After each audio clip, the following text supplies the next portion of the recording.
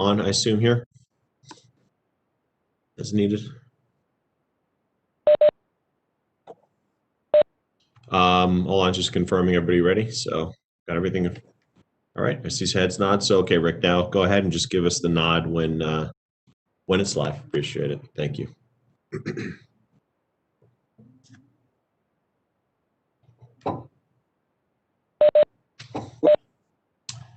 Great. Thank you very much, and good evening, everyone.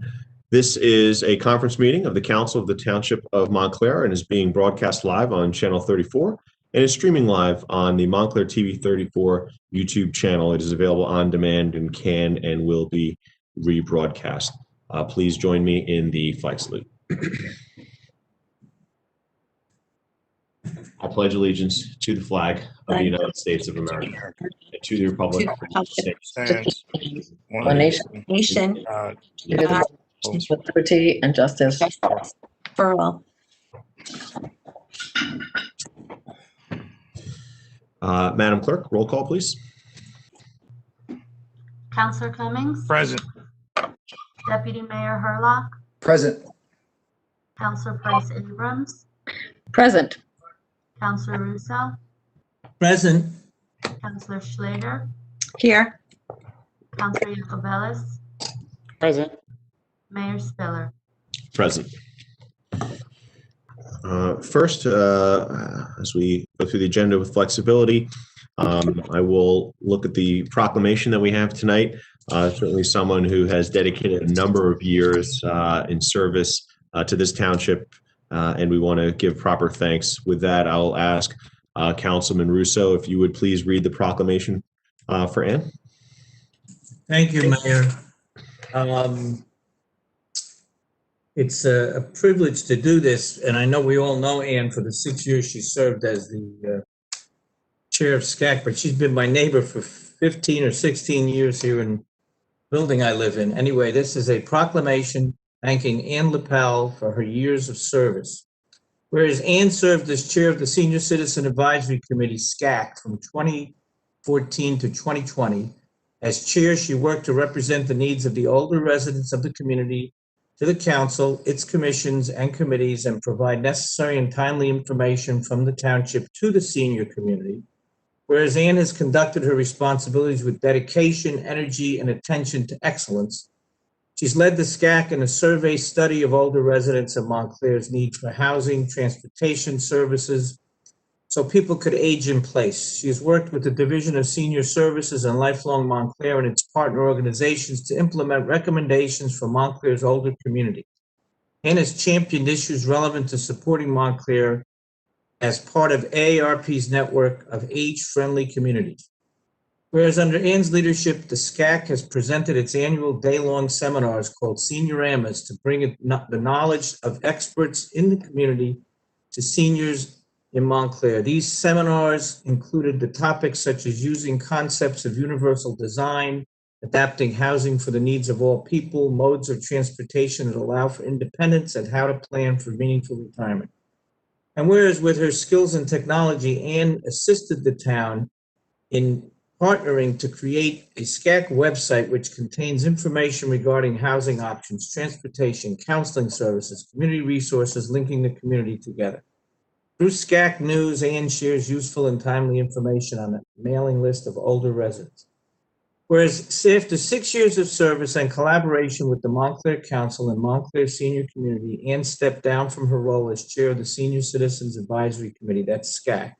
We are grateful for the dedication and expertise she has brought to the entire community. Now, therefore, the council and mayor of the Township of Montclair hereby extend our appreciation to Ann Lippel for her years of dedicated service to the Township of Montclair and wish her the best in her future endeavors. I so move. Second. All in favor? Aye. Thank you. Aye. Thank you for that, Councilman. Councilwoman Price Abrams, I see you looking to make a comment. Thank you, Mayor. Yes, as the liaison from the council to the Senior Citizen Advisory Council, I've had the opportunity to work with Ann over these 6 months approximately, and just wanted to lend my additional appreciation. And in that time, I've certainly gotten to know her as I'd say a fierce advocate, and everything she does is really motivated by her commitment to ensuring, that our seniors have everything that they, need. We've had trying times, and I know she's tried to innovate, working with staff and other volunteers. So I just wanted to lend my appreciation and thanks as well. Thanks for the opportunity. Thank you. Okay. Next, in an effort to minimize exposure to COVID-19 and to maintain social distancing practices, this meeting of the Township Council and further meetings until the pandemic is over will only be available to the public remotely. Those who wish to participate now during public comment should dial in to 408-418-9388. When asked to enter an access code, please enter 179-079-3280, then press pound. When asked to enter an attendee number, please just press pound. When asked to state your name, please do so and then press pound. The administrator will say when it's the caller's turn to speak, and then you will hear 2 beeps. At that time, you'll have an opportunity to make your comment. Mr. Stafford, I will turn over the management of public comment to you and Mr. Fan. Thank you. Thank you, Mayor. Caller with the number starting 973-744. It is your turn to comment. 973-744. Please state your name for the record and do your best to keep your comments under 3 minutes. I am Dr. Hal Strelnick. I've lived in the Second Ward since 2007. I'm a professor of family medicine and epidemiology at the Albert Einstein College of Medicine. For a decade, I was a principal investigator for a grant from the National Institute of Environmental Health Sciences that studied the relationship of adult and childhood asthma to sources of air pollution. Strengthening the leaf blower ordinance is crucial for the health of Montclair residents. We can hear that these machines are deafening, but they are also invisibly toxic. Gas-powered leaf blowers pose a strong threat to community health because of their noise and also their emissions. Leaf blowers generate copious amounts of fine and ultrafine particle matter, both through their exhaust and dust blown into the air, which can linger for days. Because their two-stroke engines run on a combination of gasoline and oil, leaf blowers produce an especially toxic exhaust, including large amounts of unburned fuel, carbon monoxide, hydrocarbons, ozone, nitrous oxides, and particulate matter. These chemicals aggravate asthma and cause cancer.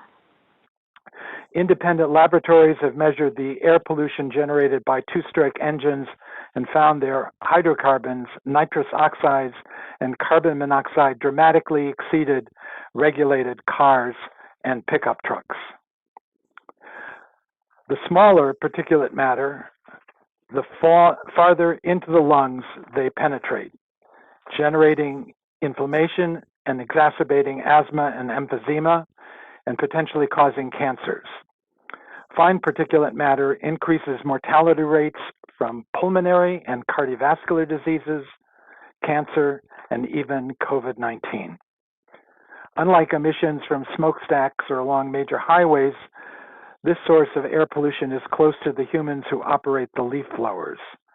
Because these aerosols linger near the ground for up to a week, they expose children and neighbors long after the landscapers have packed up their machines. I once wrote a paper for Mayor David Dinkins about what he could do to improve New York City's environmental health, since municipalities cannot regulate vehicle or smokestack emissions. What municipalities, you, the mayor, and town council of the Township of Montclair can do is improve human health by limiting leaf blowers as much as possible. Thank you for your attention.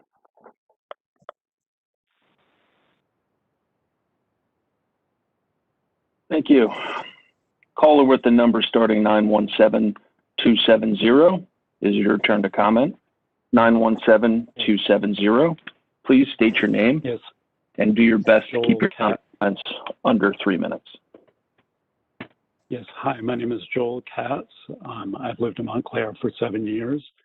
I'm a middle-aged, middle-class white person in good health. So for me, the issue of leaf blowers falls primarily into the realm of inconvenience rather than a dire threat. But however, I'd like to use this opportunity to frame this issue as a human rights and social justice issue. There are many populations more vulnerable than I, such as young children, and I have 2 school-age children myself.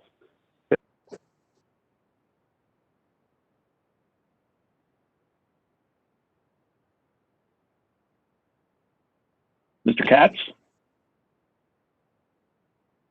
We seem to have lost Mr. Katz, possibly due to technical difficulties. Mr. Katz, if you dial back in, we'll do our best to get you back on the queue.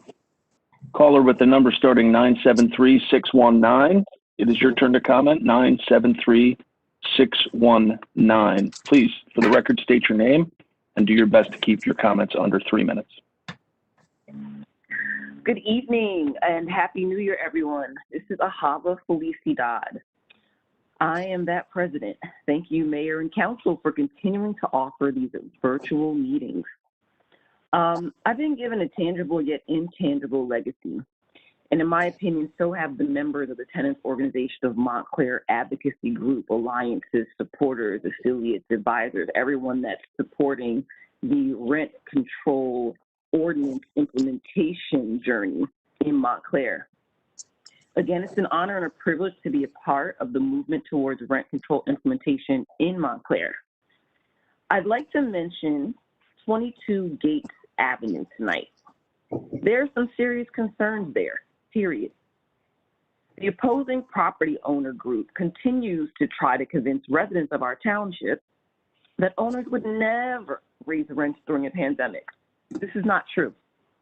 And we had a rent freeze, and we're getting that final approval tonight. And yes, there are still owners in Montclair breaking that law or ordinance and just really being blatant about it. And then when a resident, tenant, renter alerts them to that, they know about the rent freeze, or that they've talked to other tenants or residents, their neighbors, their friends, people in their community, then the communication for some is shut down. And we do continue to guide our renter residents to the resources that they need for carrying things forward and whatever it is that they need to ensure that their rights are being upheld properly. You can email us if you're in the public listening at tenantsorganization.montclair@gmail.com. What I'd like to ask now is for an update for the public, even though it is public record, an update for the public who may not be searching databases to get information.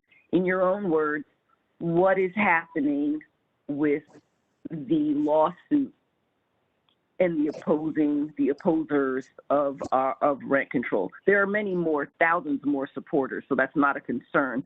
But just so the public can hear and know what the current update is, I would appreciate that. Thank you. Mr. Karasik, would you please give a brief update on this, please? Please, thank you. Yes, as you're aware, with respect to the lawsuit, there's a hearing scheduled on the 15th of January, I believe at 1:30. Looking at the order right now, yes, at 1:30, in which the judge is supposed to hear some final argument and then possibly rule on whether or not the petition was sufficient enough to take the matter to an election. That's the purpose of the hearing in any case. The petitioners had submitted a supplementary petition, which the clerk, after careful review of all of the documents filed and petitions, was rejected for being insufficient. That's being challenged, as well as the fact that the original petition was rejected, and that also will be heard on January 15th. So I think that on January 15th, either that day, because it's argument, the judge doesn't necessarily have to rule, or whenever the judge rules on that argument, we'll know where we stand with respect to whether the ordinance can go into effect. And as I've said many times, in the event that the decision is unfavorable, we will appeal it.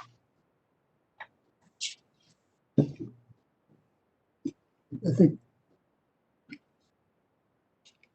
Thank you. Caller with the number 973768. This is your turn to comment. 973768. Please, for the record, state your name and do your best to keep your comments under 3 minutes. My name is Catherine Outlaw. I support the leaf blower ordinance changes pertaining to the reduction of times and dates of gas-powered leaf blower usage. Any ordinance to restrict their use is a positive step in attempting to reduce noise and air pollution in our township. Enforcement of this ordinance will be of utmost importance, especially considering that in the last and past years, enforcement was and has been problematic. For example, in 2020, I encountered violations, plural, on a daily basis. I made numerous calls to code enforcement, yet did not notice a decrease in the illegal use of leaf blowers. Also, I had 2 close encounters with violators, one who crumpled up and threw the ordinance back at me when I tried to present a paper copy of the township ordinances. And the other violation occurred whenever a person using a leaf blower from a landscaping company on a downtown shopping area sidewalk, when I approached him about not using the leaf blower because it was outside of the proper times to use one, he pointed his leaf blower at me. There was a nearby police officer who was extremely reluctant to enforce the law. And these situations put residents in awkward positions. So I would like to restate that it is of utmost importance that enforcement is part of the leaf blower ordinance going forward. And as I'm a resident in a 40-unit townhouse complex, and I can say that I speak for most, if not all, of my neighbors, stirring up yard debris while creating noise pollution is not healthy for the planet or humans, especially children and the elderly. Finding better solutions should be our goal. And although this ordinance only reduces the time frame of leaf blower use, it is a step in a better direction. Thank you.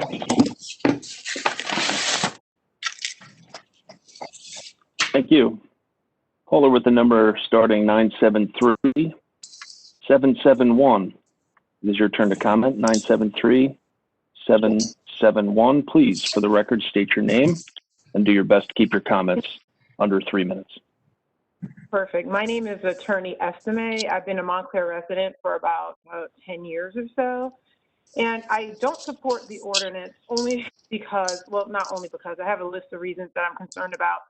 As written, I'm concerned about the disparate impact on minority professionals, being that this impacts individuals that are in minority groups. I walk around and I see who are the lawn care maintenance individuals, and I'm concerned that in an environment where we are losing money, not mostly white collar professionals, but blue collar professionals, we should not make their lives any more difficult in this time that we're having, and perhaps consider pushing it back and giving them more of a grace period with warnings. In addition, I wonder how this ordinance will actually comport with Chapter 100 related to brush, weed, and other debris, since there's limitations on when you can use the current leaf blowers to remove debris. So I'm concerned about that as well. And I just want to make certain that in this environment, although I do share the concerns with most people, and I participated once upon a time on economic study on Trenton asthma research, there are a whole host of reasons that also impact the medical well-being. And I think to start here would not be advantageous, especially given the environment that we're in financially, and especially in the world that we live in, where we see that it is often difficult for businesses to thrive and minority businesses at that. Thank you.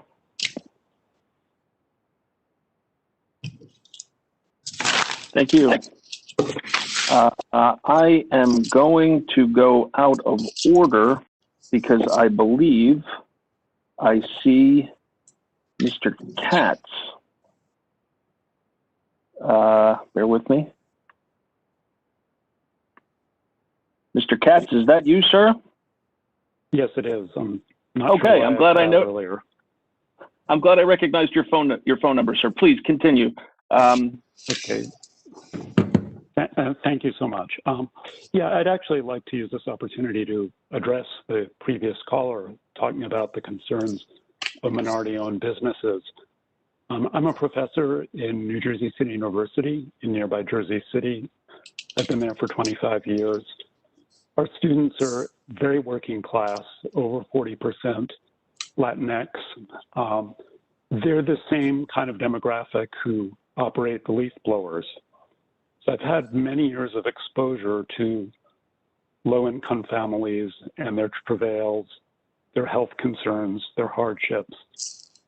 And, you know, when I look around town and see leafblower crews who are predominantly brown-skinned people, Spanish-speaking predominantly, I can see my students and my students' families.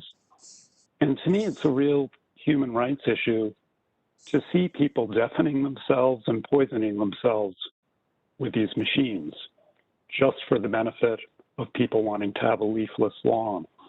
And those of us supporting the leaf blower amendment are not in any way suggesting that anybody should lose any employment or jobs or opportunities. We're suggesting that there are more ethical, humane ways to do this work. There are things called rakes. There are a new generation of battery-powered leaf blowers available, and we don't need to support people killing themselves before our eyes with these beastly machines. Thank you.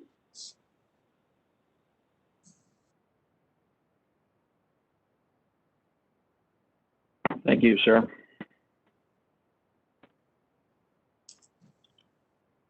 Caller with the number starting 973-771.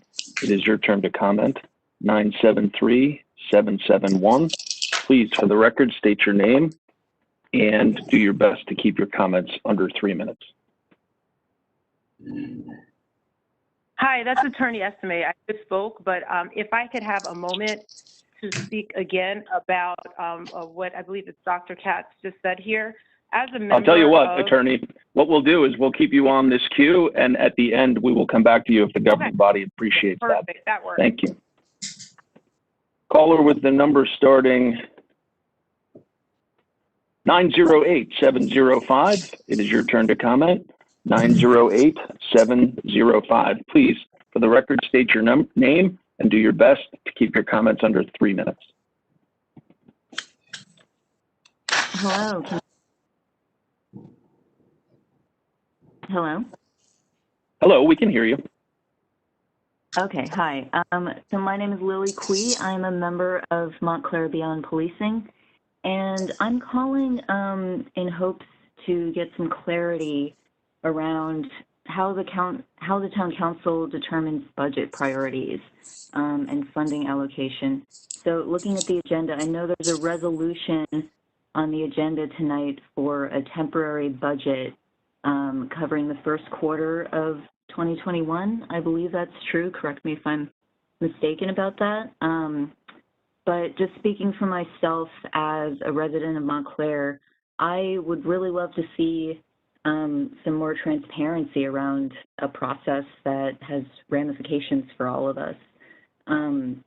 As everybody remembers, right, this summer, Montclairians turned out in droves to hold conversations about the budget, about policing and areas of unmet need in our town that disproportionately affects Black residents. And a lot of us made it known that we're going to be really interested in how the mayor and town council respond to these concerns. We're hoping and expecting that 6 months after those conversations took place, we're going to be able to see the most vulnerable members of our community prioritized in the budget. And now we're in the middle of a pandemic, in the middle of an unemployment crisis, and for now the eviction moratorium has been extended to March, but whenever it's lifted, a lot of people are going to lose their housing. And I know that's primarily a federal or state level question, but I just would like to ask the council, as our elected council members, can you speak to how the upcoming process for the official 2021 budget is going to reflect the crisis we're currently in, the concerns Montclairians expressed this summer, some clarity and transparency around the budget process. Thank you very much. I'll ask the manager to speak to the budget process itself. It's generally pretty straightforward in terms of the process from town to town.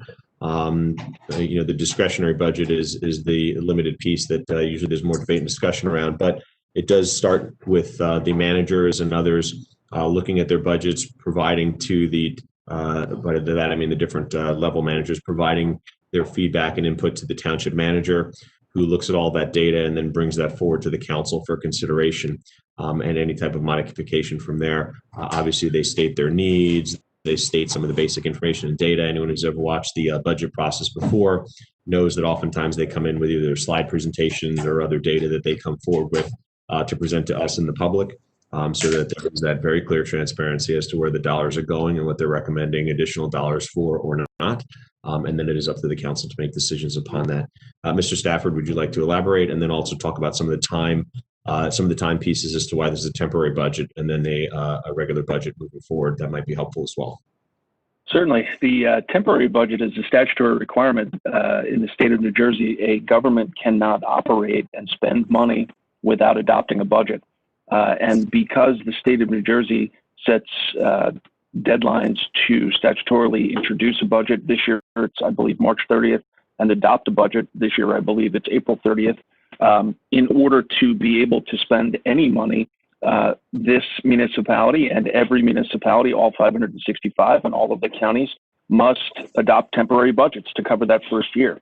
The state law allows a municipality to adopt a temporary budget up to 26.25%, and that allows the municipality to cover its obligations for the first quarter of the year while the budget process goes on.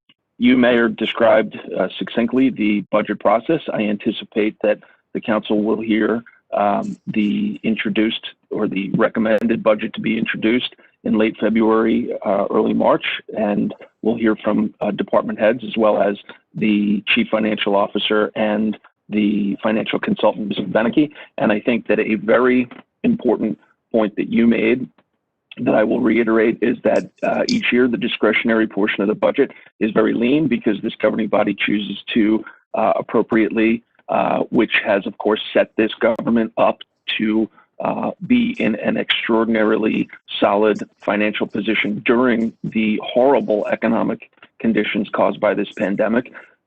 This governing body has seen fit over the last 7 years to raise taxes no more than 1%. That, while still engaging in infrastructure rehabilitation like roads, paving, and curbing, and necessary large capital purchases like fire equipment and public works equipment like trash compactors, et cetera. But because of the extraordinarily low tax increase every year, the discretionary portion of the budget, as I'm sure most of you, if not all of you, will recall Mr. Beneke saying repeatedly over the last several years, is usually around $250,000 to $750,000. I suspect that this year it will be quite low, again, given the circumstances caused by the pandemic. Thank you.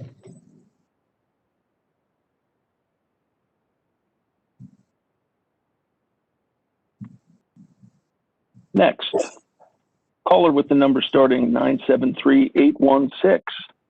973-816. It is your turn to comment.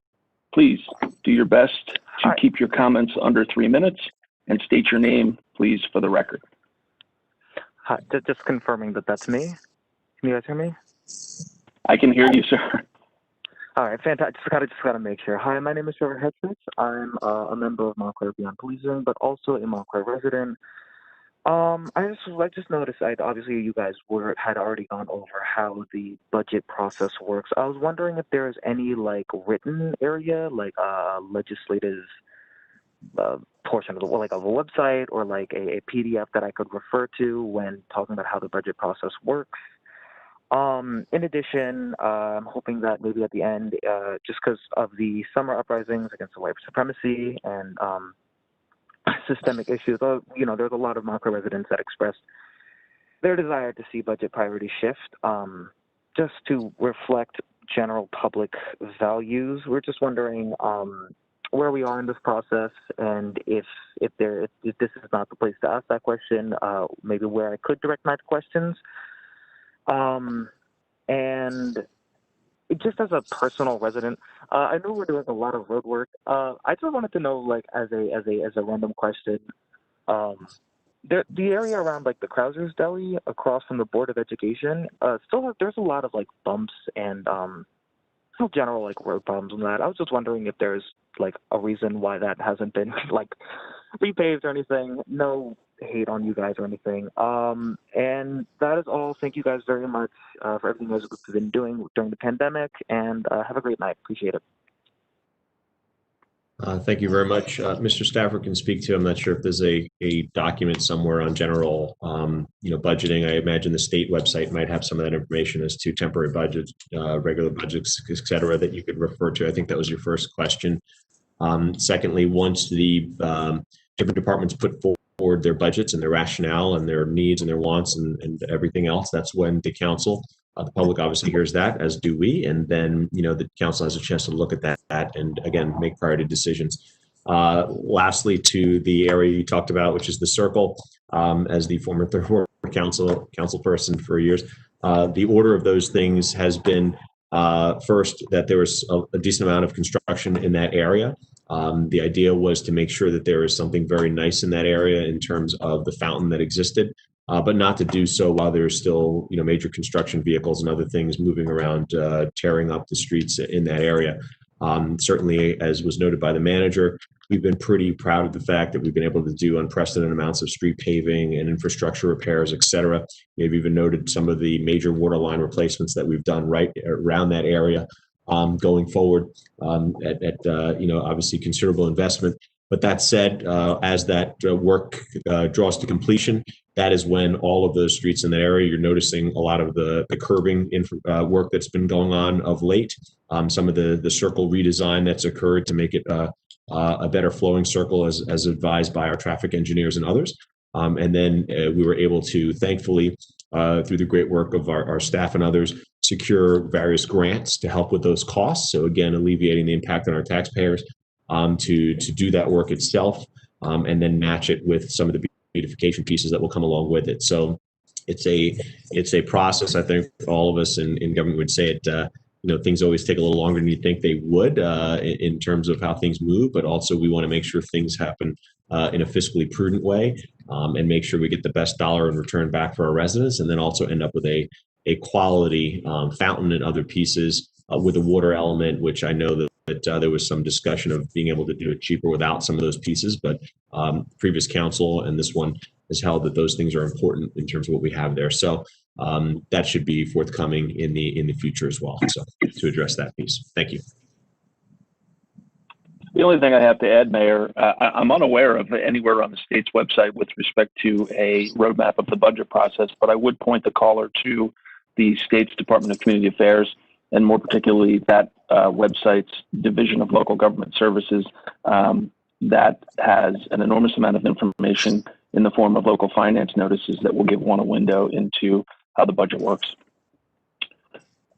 Next caller with the number starting 201-468. It is your turn to comment. 201-468. Please state your name and do your best to keep your comments under 3 minutes. Hi, this is her friend. We're just having a little bit of trouble. She's just having an episode real quick, so we'll call back. Thank you very much. Thank you. Caller with the number starting 856-952. 856-952. It is your turn to speak. Please state your name for the record and do your best to keep your comments under 3 minutes. Hi, my name is Elizabeth Supke Williams, and I have been a resident of Montclair for 17 years. I went to Montclair State University, and I was a student living in Montclair at the time and moved back here for grad school. I am a teacher, and like I stated, I've lived in Montclair for 17 years and at my current residence for the past 10 years. And I just wanted to call and thank the mayor and the council for their support for the rent control ordinance.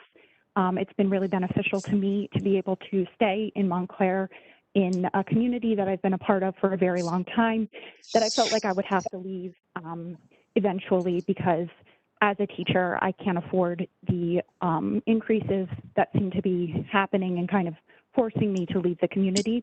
So again, I just want to thank the council and the mayor for their support of that rent control ordinance. Thank you so much. Thank you very much. We appreciate that. Caller with the number starting 201-874. 201-874. It is your turn to comment. Please, for the record, state your name and do your best to keep your comments under 3 minutes. Hello, my name is Louisa Hackett. I'm a longtime homeowner in Montclair, 20 plus years. I'm also on the homeowners committee of the Tenants Association of Montclair, and I simply wanted to state my support of the rent control ordinance and also to thank you for sharing the update on what's happening in the courts about the ordinance. Thank you. Thank you. Caller with the number starting 718-791. It is your turn to comment. 718-791. Please, for the record, state your name and do your best to keep your comments under 3 minutes. My name is John Sherman. I've been in Montclair since 2000, so a little over 20 years. A couple people have already brought this up, but in those 20 years, I've never really felt the need as I do now to get involved in local government, especially given the outpouring of concern and emotions over the summer. What I want to see is some actual change in how we run our town. And a little surprised to just hear that the discretionary portion of the budget is going to be maxed out at something like $750,000. Did I get that right? Just the temporary budget I'm looking at is, and look, you guys are the experts, but it looks like it's $16 million for the first quarter. This is not including schools or anything, or even the sewers and those things. I'm just wondering what our options are here and whether there is real opportunity for us to put our money where our mouth is, basically, when it comes to social justice and reorganizing our society to take care a little more of the people in need. Thank you.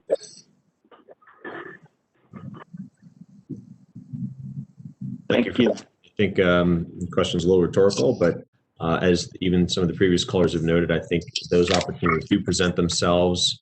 Things like the rent control ordinance, which has been much talked about, is an example of making sure Montclair remains affordable. It's an issue of diversity. It's an issue of making sure people have housing security, et cetera. That's an example. There are others, certainly often.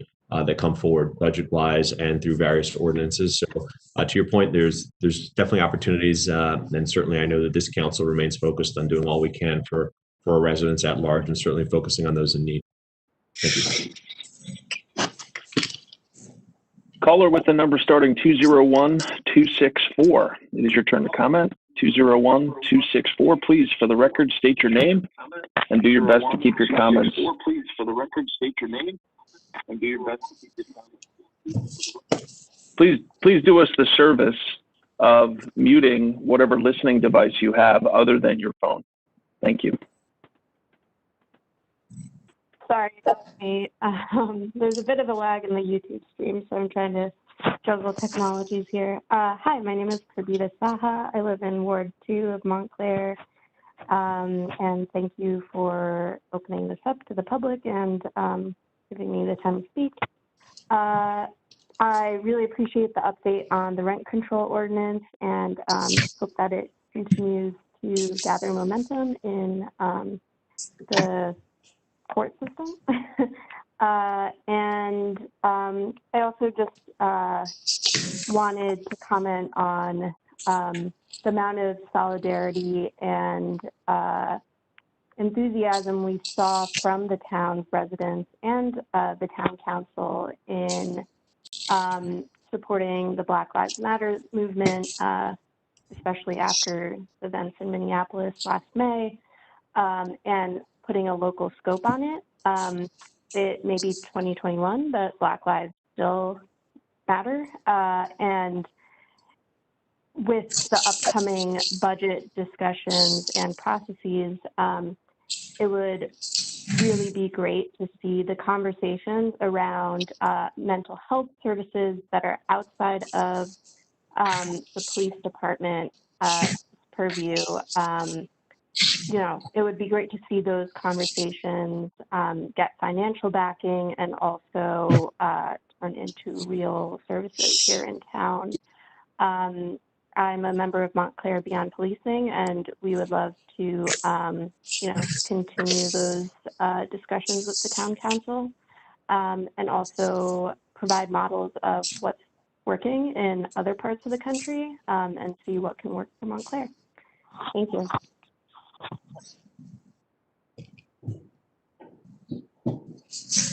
Thank you. Caller with the number starting 973-934. It is your turn to comment. 973-934. Please, for the record, state your name and do your best to keep your comments under 3 minutes. Hi, my name is Lori Harris. I'm a 13-year resident.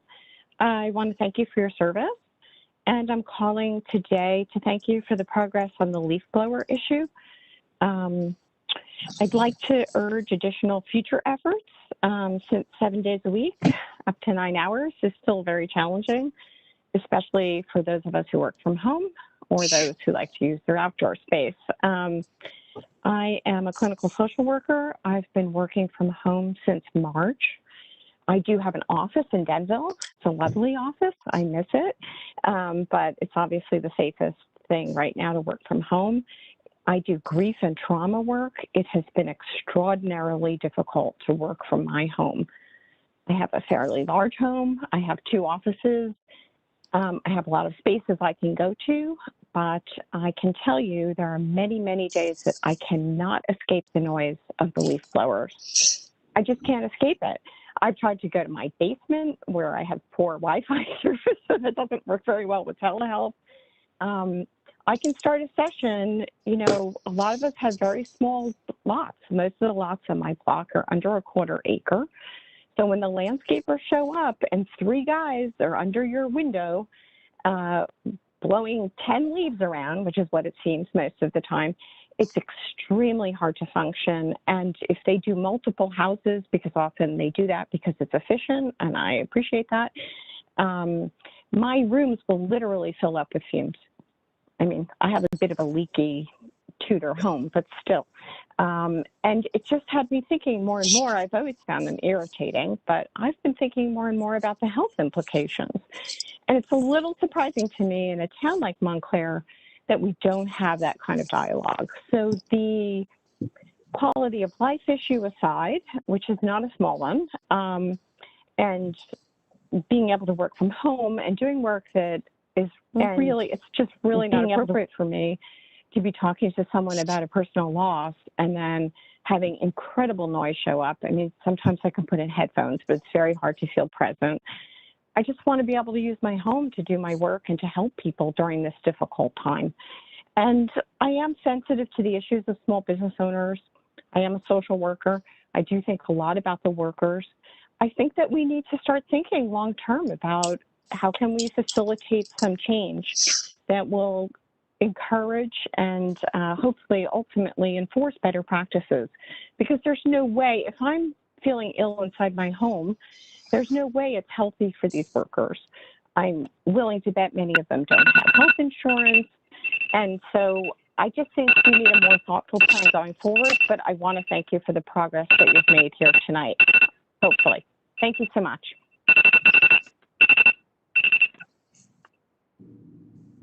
Thank you. Caller with the number starting 917-828. It is your turn to speak. 917-828.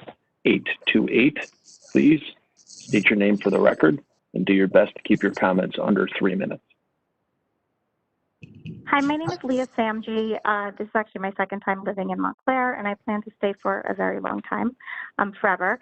I want to start by thanking TOOM, Landlord Tenant Committee, the Council, the Mayor for your support of the 4.25% rent control and the temporary moratorium on rent increase.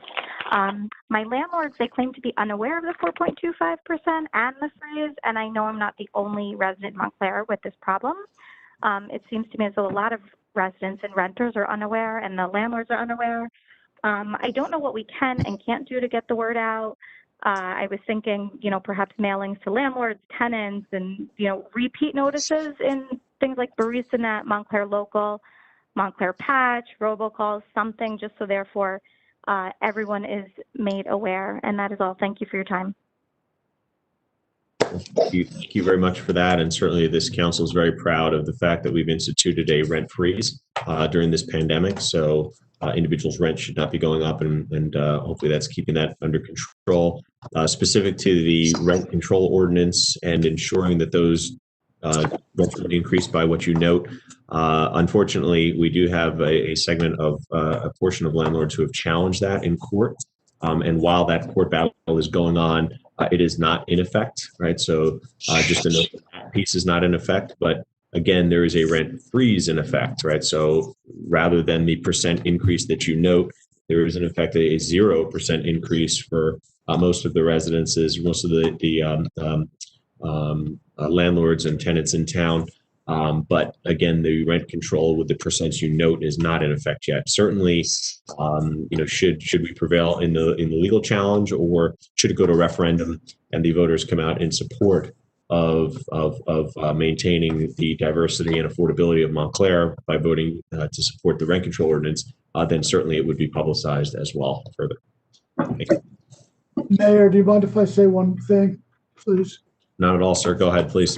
I just wanted to say that occasionally when landlords aren't aware of the rent freeze, we'll provide the tenant, if you contact us, my office, Township Attorney, we'll provide you with a certified copy of the ordinance that created the rent freeze with the gold seal on it. And that can be, usually if the landlord sees that, then they appreciate the fact that this is a law that applies to them. So it is, and if you end up having to go to court for any reason because of the rent, of not paying a rent increase, then it's important to have a certified copy of the ordinance. So we're happy to provide those, anyone who requests them.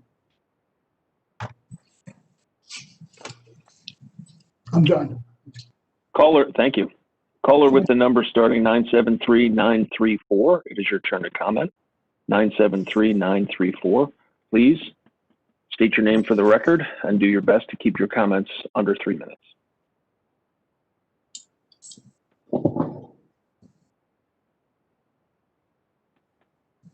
Caller with the number starting 973-934.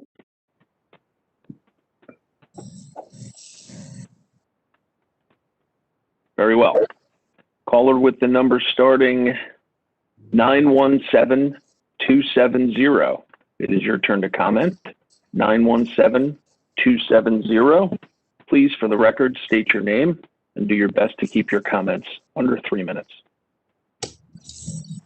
Yes, hi, this is Joel Katz. I already have had an opportunity to comment, so I will pass. Thank you. Thank you, Mr. Katz. Caller with the number starting 973747. It is your turn to speak. 973747. Please, for the record, state your name and do your best to keep your comment under 3 minutes. Good evening. This is William Scott, co-chair of the Montclair Housing Commission and also chair of the NAACP Housing Committee. First, I would like to wish the mayor and council members a happy new year and a prosperous one. And I also would like to thank Ann Lippel for her work in regards to the Senior Citizen Advisory Committee, but also would like to make sure people are aware that Ann is not going anywhere.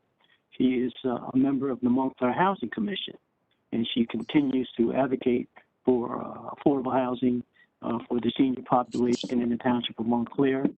And upon her reappointment with other Housing Commission members, I'm sure we will continue to work to that issue. In regards to the rent moratorium, the rent freeze moratorium, I think in the past I've called in and I'm wondering, why is there no effort in a mailing to landlords and renters in the Township of Montclair? I'm wondering why the council does not commit to doing that to get the word out. You know, you're asking people to call into the attorney's office or check the internet or whatever the case might be, or the news media.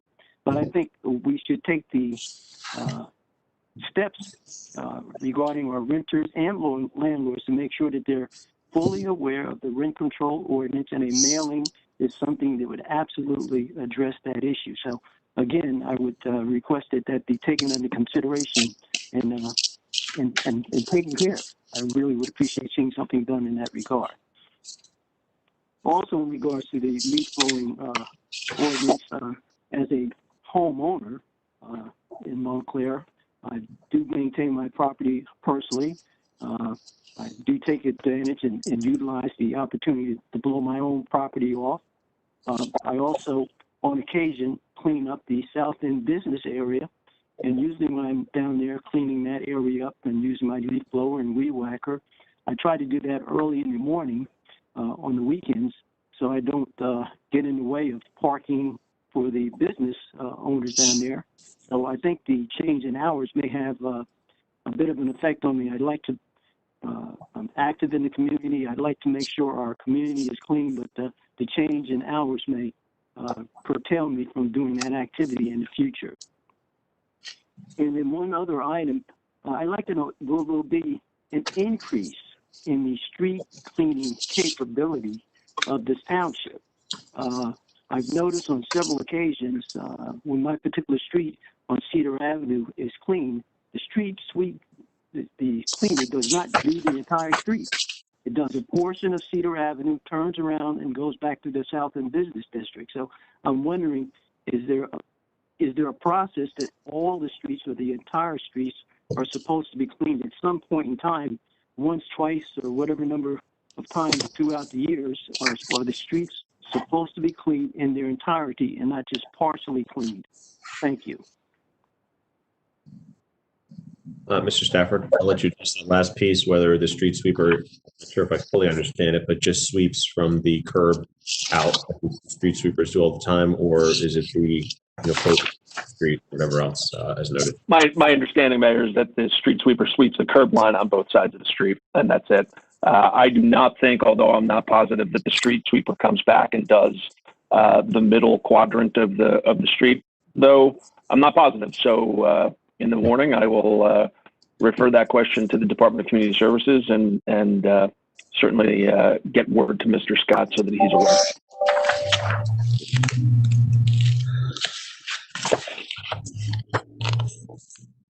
Caller with the number starting 952-239. It is your turn to comment. 952-239. Please state your name for the record and do your best to keep your comments under 3 minutes. Hi, this is Peter Holm. I am a second ward homeowner and one of the organizers of Quiet Montclair.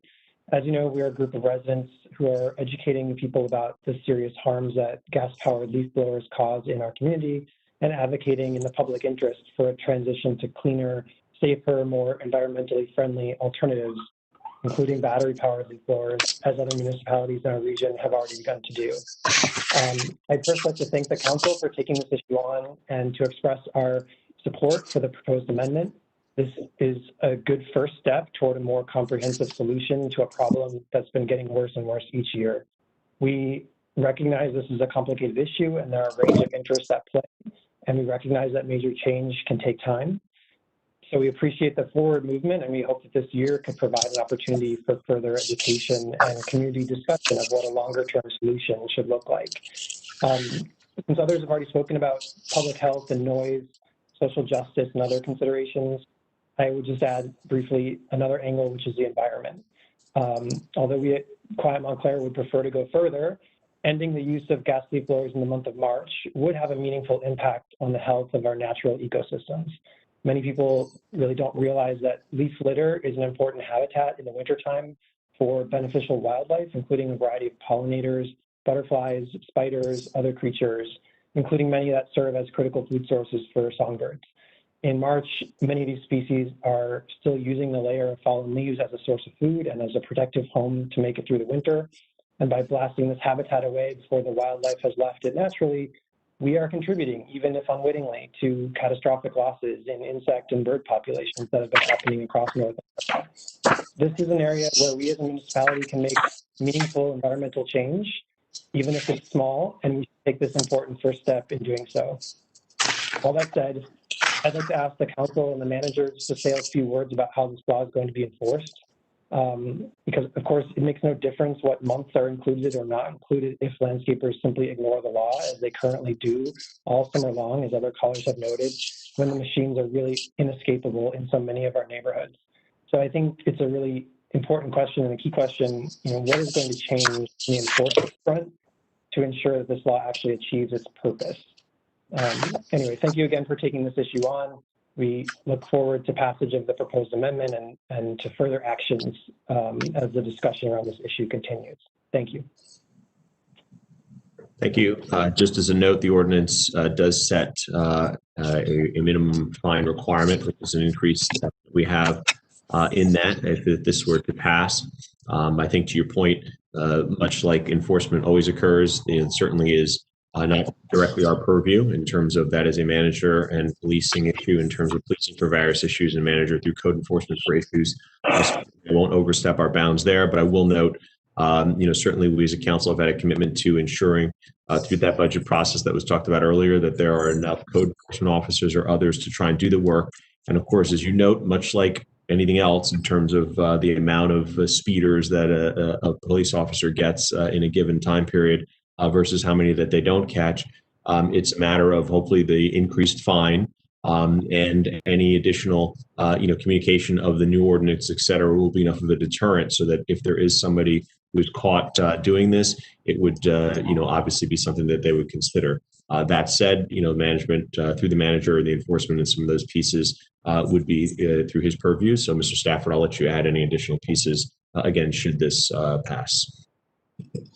Well, to the point of should it pass, the ordinance was presented to the code enforcement, the Division of Code Enforcement and Housing and Property Maintenance Supervisor. So he's aware that it's on the agenda for introduction, and he certainly and his staff stand ready to enforce. However, much like you mentioned, Mayor, similar to police with speeding, if a code enforcement officer doesn't actually witness the violation, it is impossible and inappropriate for a code enforcement officer to write a summons, issue a summons. So the enforcement stems from witnessing. So, our code enforcement officers certainly will take the ordinance should it be introduced and passed under advisement with respect to enforcement. And they will certainly be vigilant with regard to violations during the course of their duties, which are many. Thank you. Certainly. Caller with the number starting 973-820. It's your turn to speak. 973-820. Please, for the record, state your name and do your best to keep your comments under 3 minutes. Good evening, it's Tony Martin. I'm with the Montclair Tenants Association and the Citizens for Rent Control. It is a pleasure, honestly, to listen to the high level of discourse at these council hearings. I'm in awe of my fellow citizens and their deep involvement and sheer brain power and commitment. And I agree with everybody. But back to my issue that got me involved in sitting at these town council hearings so often. I just want to say that thank you so much for getting the rent control freeze and putting it forward this evening. We do, as previous callers have mentioned, though, we do need that communication, that public information to step up. We continue to have violations of various sorts. You know, at this point, even the landlords are aware that we have this rent control ordinance pending, but it's almost as if, you know, they want to secure what they can. I know times are hard for them too. And so they're pushing the edge of the envelope all the time. One, you know, little side issue here, although it's important, is that one landlord or several, I can't say exactly how many, have imposed additional parking fees or attempted to collect parking fees as part of rent in order to recoup their losses. And this is exactly the sort of reason why we need the ordinance in place, a rent control board functioning, staffed, and you know, not just we do our best as volunteers at the tenants organization, but we need this to happen. And so we appreciate your fighting it in court with all due vigor. Thank you so much. Thank you. Caller with the number starting 862-262. It is your turn to comment. 862-262. Please, for the record, state your name and do your best to keep your comments under 3 minutes. Hi. Happy New Year. My name is Annalise Scherfen, and I'm calling in tonight as a resident of Montclair and a member of Montclair Beyond Policing. I also did call in tonight to ask the township to provide some transparency on the budget process, but I know that's already been addressed. I did want to reiterate, though, about the public outcry this summer in reaction to the murders of George Floyd, Breonna Taylor, and so many other Black people at the hands of police. There was a demand for change around the country and here in Montclair. And in July, Montclair Beyond Policing held a town hall in partnership with other local groups. And in attendance was Mayor Spiller and the councilors Cummings and Price Abrams. At that town hall, the councilors and mayor expressed support for examining the township budget and how we might potentially reallocate funding toward social services. I would like to know how the town council members, the town manager, and the mayor plan to justify a $16 million budget for the police department when we are at a crisis point as a society, especially when crime in Montclair is at an all-time low. How will you ensure that all of our residents are housed, fed, and educated equitably? How will you ensure that calls made for help during a mental health crisis don't lead to use of force? And specifically, I'd like to know what investigation there has been into mental health first responder programs similar to the CAHOOTS program in Eugene, Oregon, which is a program that removes police from the equation of mental health crisis response. Additionally, I'd like to know, because I wasn't able to find this anywhere on the township website, who serves on the public committee the Public Safety Subcommittee. And just to finish up, my understanding is that last month the township spent nearly $70,000 on 2 brand new SUVs for the police department. And I understand that that money came out of last year's approved budget. But I just want to say tonight, as you pass the resolution for the temporary budget, and as our township begins the process of starting anew in this time of extreme need, and during this important time of reflection on our values as a society, we all want public safety, and fulfilling people's needs creates public safety. I ask you going forward to show us how the town budget will reflect that. Thank you very much. Good night. Mr. Mayor, may I respond? Yes, absolutely. I'll just briefly note that the Public Safety Committee includes our Deputy Mayor Herlock, Councilman Cummings, and Councilman Russo, to note that point. And certainly more broadly, the priorities that were, some of the priorities discussed in there are things that are addressed as a comprehensive budget. You know, all of those different things we've talked about in various meetings, money for a homeless shelter, dollars, money for various health services. So there's a lot of different pieces in the budget that all in totality are included as part of the conversation. But specific to the work that the committee has been doing, I will absolutely turn that over to my colleague, Councilman Cummings. Councilman? Thank you, Mr. Mayor. I see that I want to make sure that it's clear that the public safety meeting and its meetings with the police chief, the fire chief, the mayor, Deputy Mayor Herlock, myself, Mr. Russo, have had these discussions with the chief, both chiefs, all chiefs. And one of the things that I've personally done is participate on some of the Obama 21st century policing calls to determine, you know, what are some of the things that we may not be doing? How can we do better? And the outcry over the summer, and this is my opinion, was based on problems and issues that happened away from Montclair. And when I compare with our police department, how it's set up, the people who are in it from a leadership standpoint, the work that they do, the things that they do, I stand behind them. I think there are some things, and the chief has even admitted that we can do better, which is some of the things that we're looking at, such as how do we handle mental health calls better. But at the end of the day, based on what the calls have been about, meaning the Obama calls, everything that they suggested that police consider, we're doing.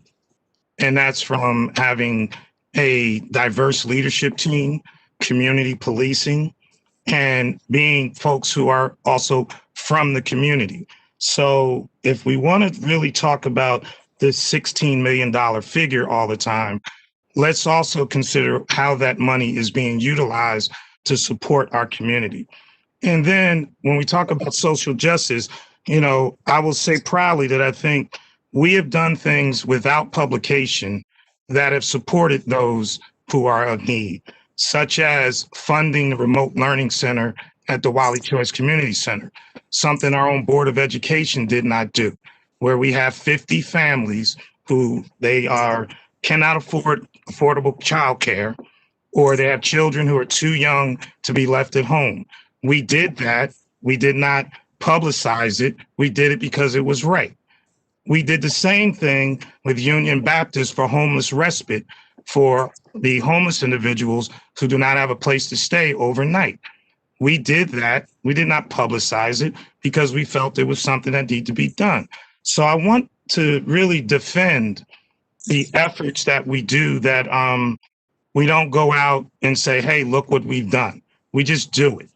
And it does lead to some public perception that, hey, what are you doing? Well, we're working. And I will tell you, and I will say this publicly, I've had 3 African-American children grow up in Montclair. They've each had individual issues with the police. And in each incident, the way it was handled by the officers was one in which I publicly came to a council meeting and told about it. I'm currently working with a group of young men, young Black fathers, who have had many altercations with police from the time they were 16 and above. Now they walk around and they know all of the police officers. And there is a communication and a what I would call a relationship.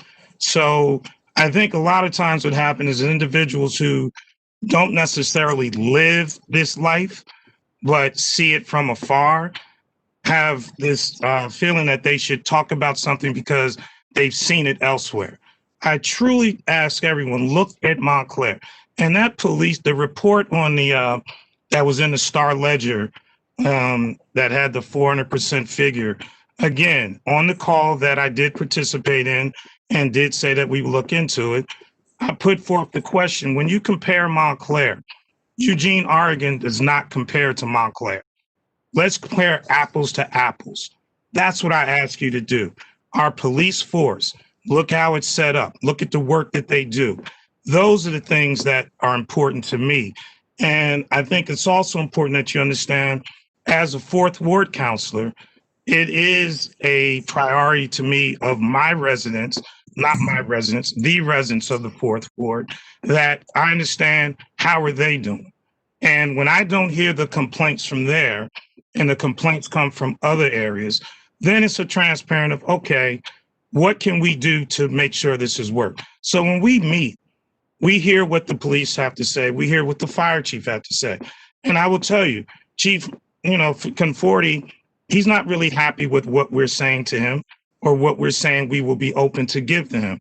And I'm not trying to get on a soapbox here, but when I hear the consistent talk about social justice, and I see that previous council passed a rent control ordinance, and now we're trying to look at enforcing that ordinance.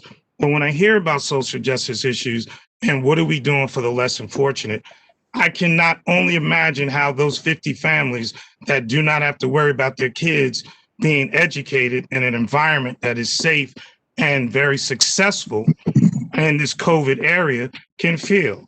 When I think about that, I think about how Reverend Singleton at Union Baptist opened up his church in DC Rice Hall to allow homeless to have a place to sleep.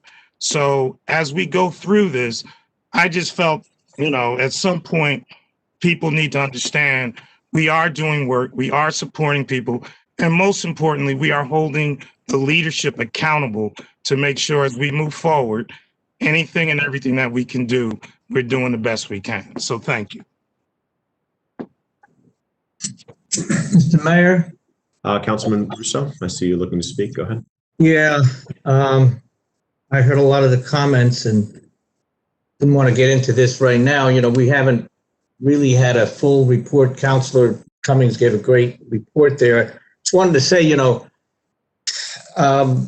so many students that I talked to, so many people who've come to me over the last several months have said, what are you doing? What are you doing? We have these meetings which deal with the emerging issues of, like, New Jersey just passed a law to have body cams. Now, I've been an advocate for body cameras for a long time, since those sessions that were held, which I wasn't really part of, but I always said I felt those were a good thing. My former councilman, Deputy Mayor Roger Terry, always said to me, a good cop is not afraid of wearing a camera. It's something they welcome. I welcome them. But here's the problem. If you have body cams, which I thought was one of the things that a lot of the reform folks were advocating, it is going to cost more money. You have to spend more. You can't defund the police if you're going to have to pay the money for body cams. Now, the state of New Jersey has just mandated that we have them. The problem, again, is it's an unfunded mandate. There's no real direct funding to us, and it's going to cost a lot of money to maintain, to purchase, whatever. I'm all for them, but I want the state to help us with the costs. And I think the cost is a relevant issue for us to discuss. That's part of what our committee has been discussing. When this becomes about, how do we pay for it? How do we follow the mandates, the Obama Commission, all that? But some things are going to cost more money. I understand people talking about shifting resources. I've always been for moving the money to social services for military. I do that on a national level. I want to see us spend more money on mental health, senior services, healthcare generally, with the pandemic especially. So I'd like to see us devote more resources. And if we can save some money somewhere, I'd like to see us do that. But understand, again, those who call, that we are now added a burden on us of a mandate to have body cameras for our police, which I support. But I think the state and those who want us to do these things have to come up with funding and not burden our citizens and burden our budget with more costs. It's called an unfunded mandate. We're always laid on us with federal and state mandates, but where are we going to get the resources? And it means spending more on policing. So we have to talk about this, and our committee has been grappling with this and dealing with the funding issues and the concerns people have about making sure that there's a record of whatever happens. As Councilor Cummings said, we really haven't had a lot of problems, and we want to make sure that continues. We want to make sure there's more hiring diverse staff, and there's more training, and there's more control. But our police chief has tried to be a very progressive police chief, and our police force has been a pretty progressive police force. And I'm a very progressive council member, as you know. So let's just talk about this as we go along and realize that our committee has been working for several months on these issues. Thank you, Mayor. Thank you. Caller with the number starting 973-330. It is your turn to comment. 973-330. Please, for the record, state your name and do your best to keep your comments under 3 minutes. Good evening. This is Frank Wabaki. I live in the First Ward on Upper Mountain. I have 4 things tonight, real quick. One, I put a request in for a 3-way stop at South Park and Church Street. As long as we're looking at that street for improvements, I think that's a dangerous intersection. I think as far as the Leafblower ordinance, I know you're going to have a public hearing on it, but tonight I would suggest you look at Section 8 before you vote on it, because I think it's very unclear. And to the question of enforcement, I have no idea how you could enforce this with the way that section is written. It would seem better to start with something simple like the property owner is responsible or the operator is responsible. Right now you have everybody responsible. You have everybody, literally. I would like to, and I don't do this enough, I admit it, I would like to give a compliment to N.J.S.A and Councilor Cummings, as well as the council, for your recommendations for the Community Development Block Grant allocations or priorities this year. Again, I think this year, like the previous year, you've continued in a good direction that the other council did, but I think you put your own stamp on it. And my appreciation and congratulations to you on that. And then the last issue is money for different services than maybe we haven't offered in the past. And I would ask the council to look at in 2 areas. One, we have a lot of payment in lieu of tax money receivables that are coming due over the next year or 2, which are new revenue streams for us.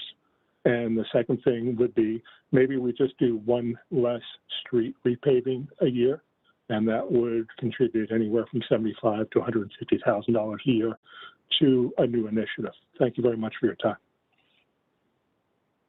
Mayor, is it possible for me to make a comment? Councilman Yacobelis.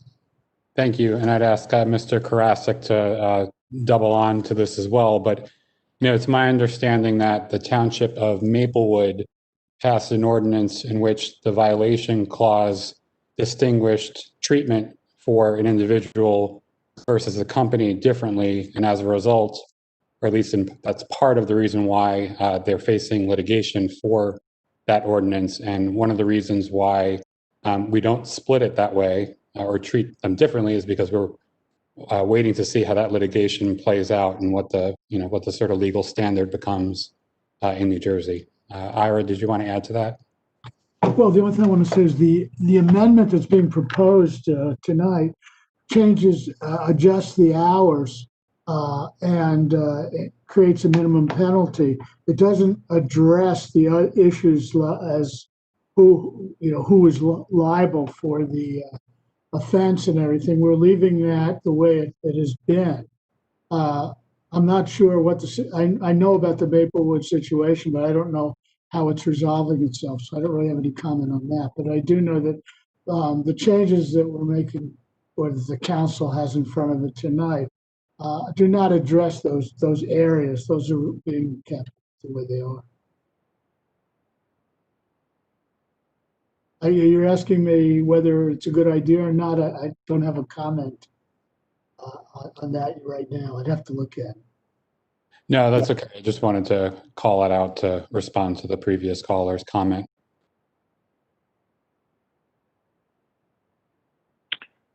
Caller with the number starting 973-424. It is your turn to comment, 973-424. Please state your name for the record and do your best to keep your comments under 3 minutes. Good evening. Excuse me.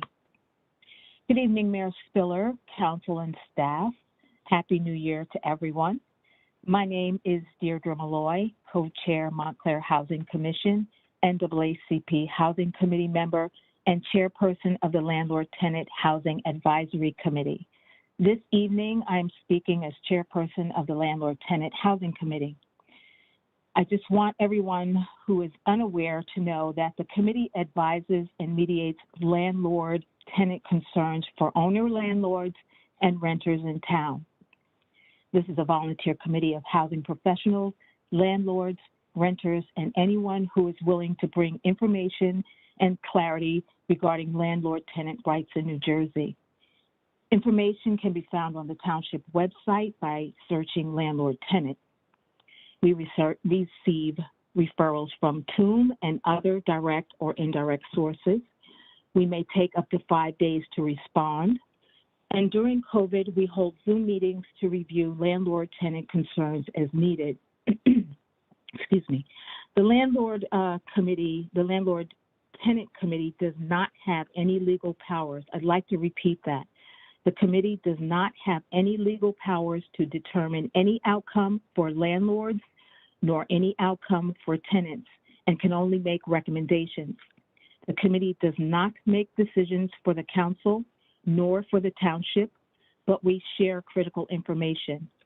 The impartial committee may determine that concerns presented do not warrant a mediation and nor committee involvement, especially if a landlord or renter has a complaint case with a docket number already with the Superior Court. We want both renters and landlords to know that any information shared with us is found to be untrue or unwarranted. The committee reserves the right not to assist you. Everyone on the committee is a caring, genuine advocate for anyone who reaches out for assistance and information. In closing, recently several tenants have lodged complaints regarding landlords, which after review appear to be exaggerated. It is important for all renters to know that landlords have legal rights, and Landlord Tenant Housing Committee will not participate in supporting harassment of landlords in any form by any tenant, or of equal impartiality. The committee will not support harassment nor retaliation by any landlord harassing a tenant. The committee's email is landlordtenanthousingcommittee@gmail.com. That's landlordtenanthousingcommittee@gmail.com. You can email us if you need a general inquiry form to have your landlord or tenant concerns reviewed. Thank you very much, everyone, and have a good evening. Thank you. Attorney Estime, please do us the service of keeping your comments, given that this is your second chance to comment, under 1 minute. Absolutely. Good evening again, and thank you for having me. I just wanted to say, as a member of the Latinx community, Caribbean community, Black community, all of them in between, going back to this ordinance, it imposes, it says, any person who violates any provision of this chapter upon conviction shall be punished a fine not exceeding $2,000, imprisonment in the county municipal jail for a term not exceeding 98 days. And like I said before, this will have a disparate impact on minorities, and I'm concerned about that. I'm also concerned about the capital expense for businesses to get electric leaf blowers. And I wonder if there's a way that Montclair can help, whether it be through charging stations and whatnot, because I'm not certain how long the charge will last. So that will also impact these business owners. And given the fact that there are no cars, well, not no cars, but a lot of people aren't driving, that should give us a little bit more time to consider these matters before we implement the ordinance, only because that will buy us more time given that you're going to impact people's livelihood. Thank you. Thank you.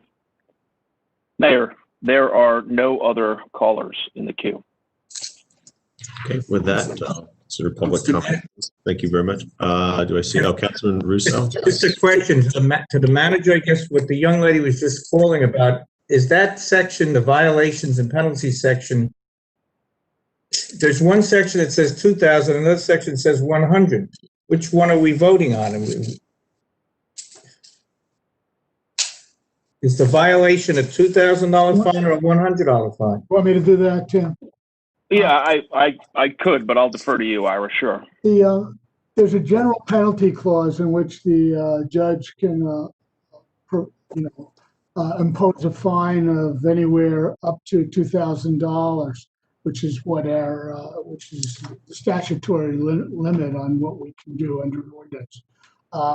There's another section, the other section you're referring to is that the penalty, it creates a minimum penalty of $100 for violations of the leaf blower portion of the ordinance. There's several other things in that section of the code as well. We haven't put a minimum penalty on those. The minimum penalty is limited to just the leaf blower portions.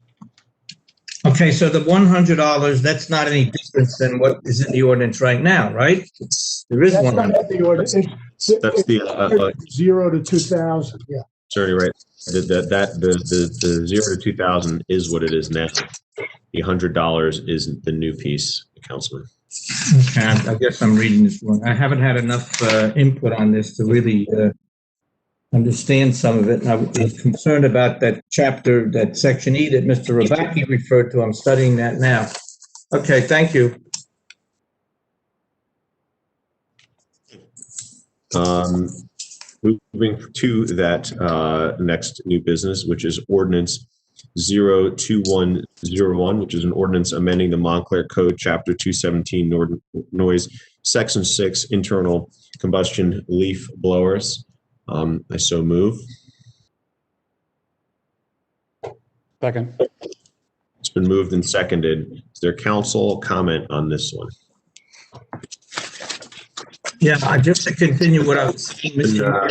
Hold on a second. I see Councilman Jacobellis had raised his hand. Press her. Mr. Councilman, please. Oh, that's okay. Councilor Russo can go. Okay, Councilman Russo.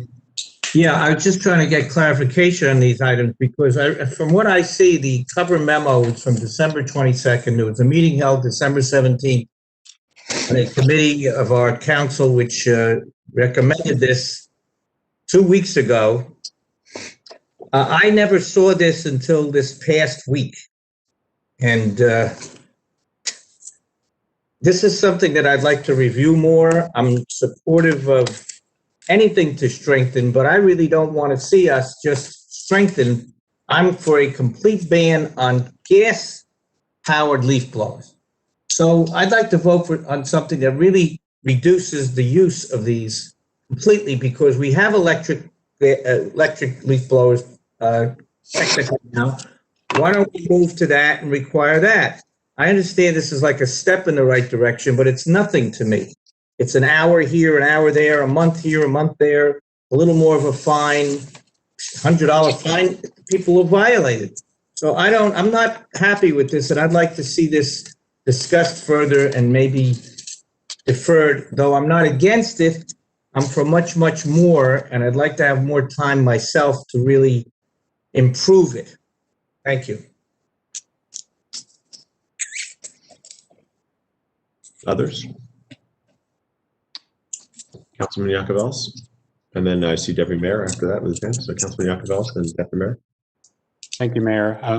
To address Councilor Russo's comments, I think the time to discuss this is now and is over the next couple of weeks until it comes up for a second reading. I think that's the intention behind the way our structure at least works.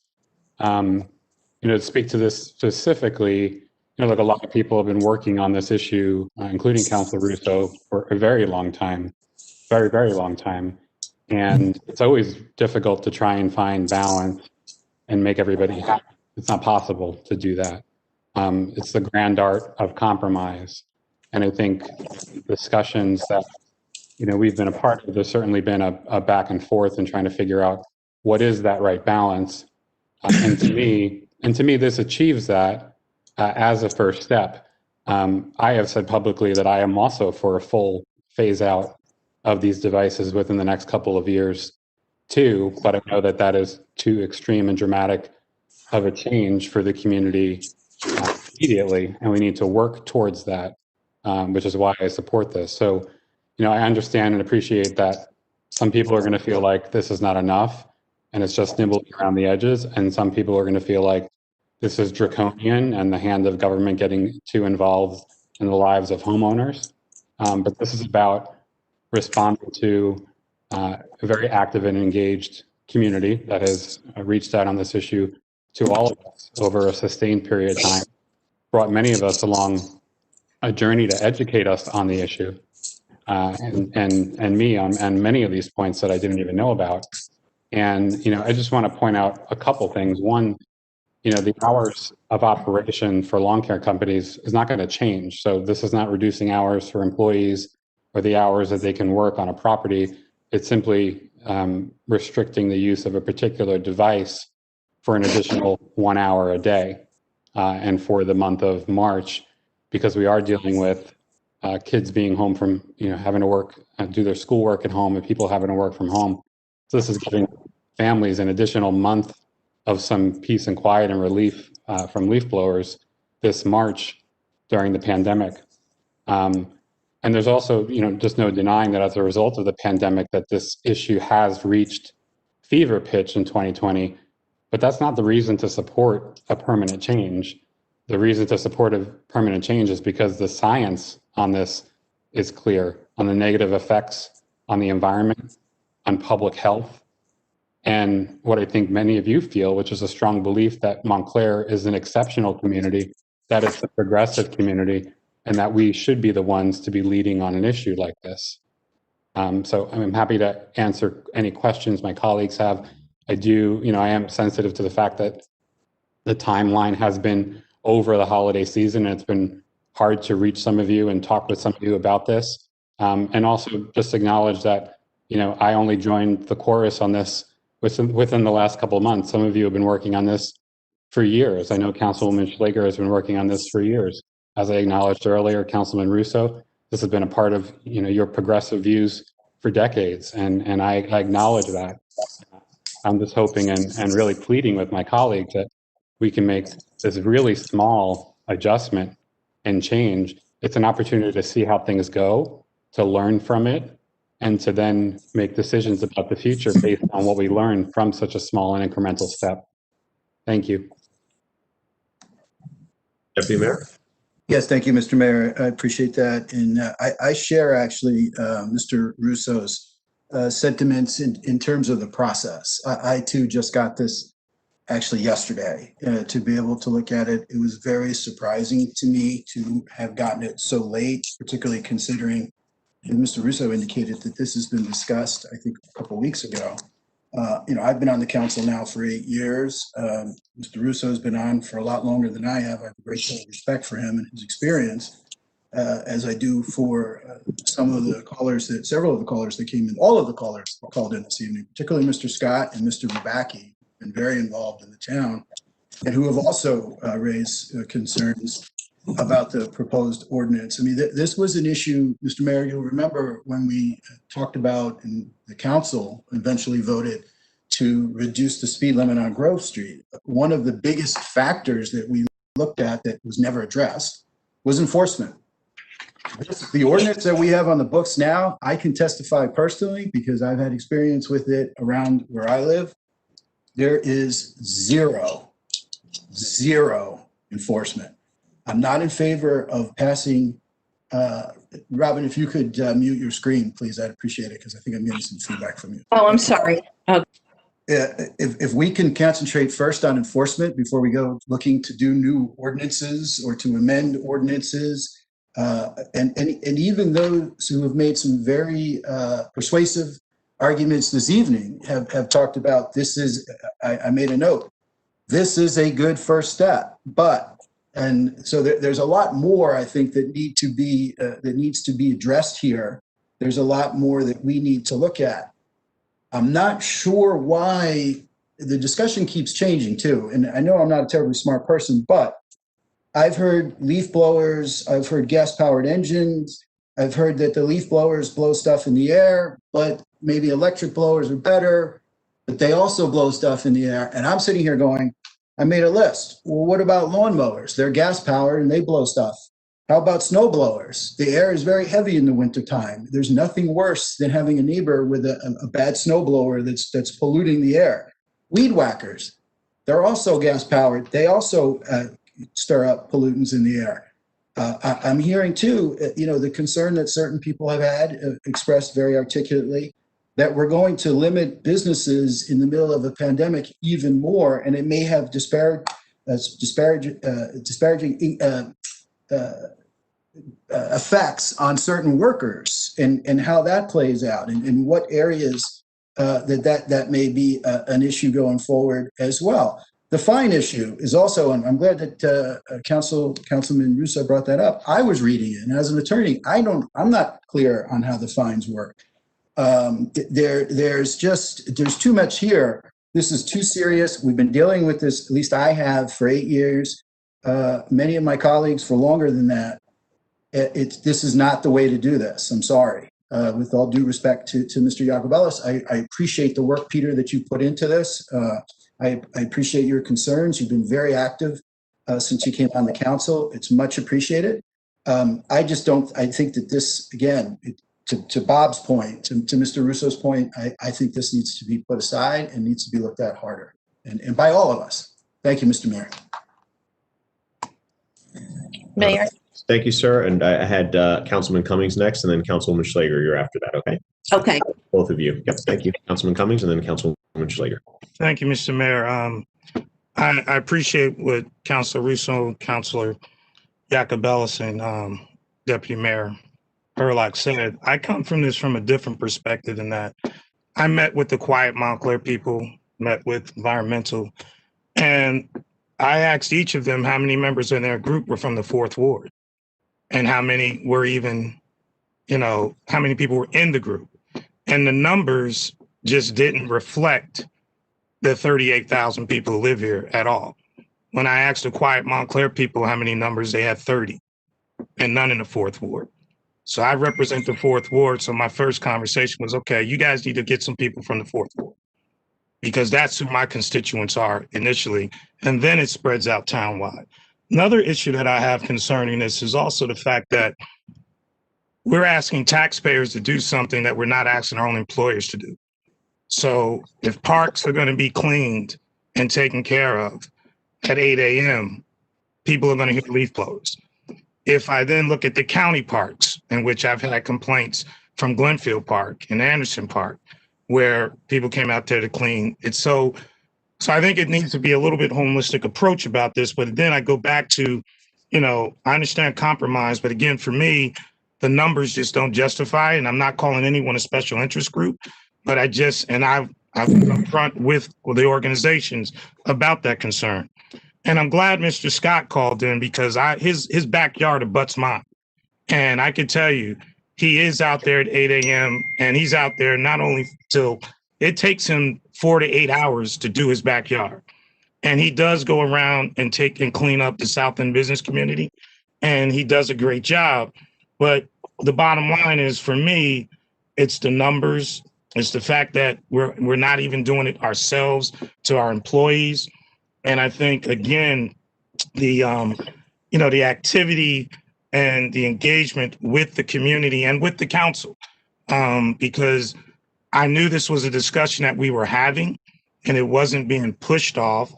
But again, to all of a sudden get it and say, hey, this is what we're doing without full vetting.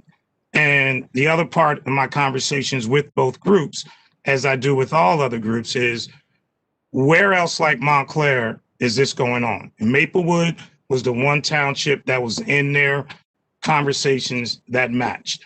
They were giving me townships in Westchester County that had 6,000 homeowners, 6,000 residents. I need to compare apples to apples when we look at situations like this, because I am a homeowner. I do have a landlord, lawn service company that comes in. I am inconvenienced because I've been working home for 5 years. I am inconvenienced for about 30 minutes every week on a Wednesday when he shows up. And so I understand that. But I think overall, we also have to take into consideration who is going to be impacted by this in total numbers before we go down this road of reacting or responding, to a legitimate concern that has been brought to us with legitimate reasons.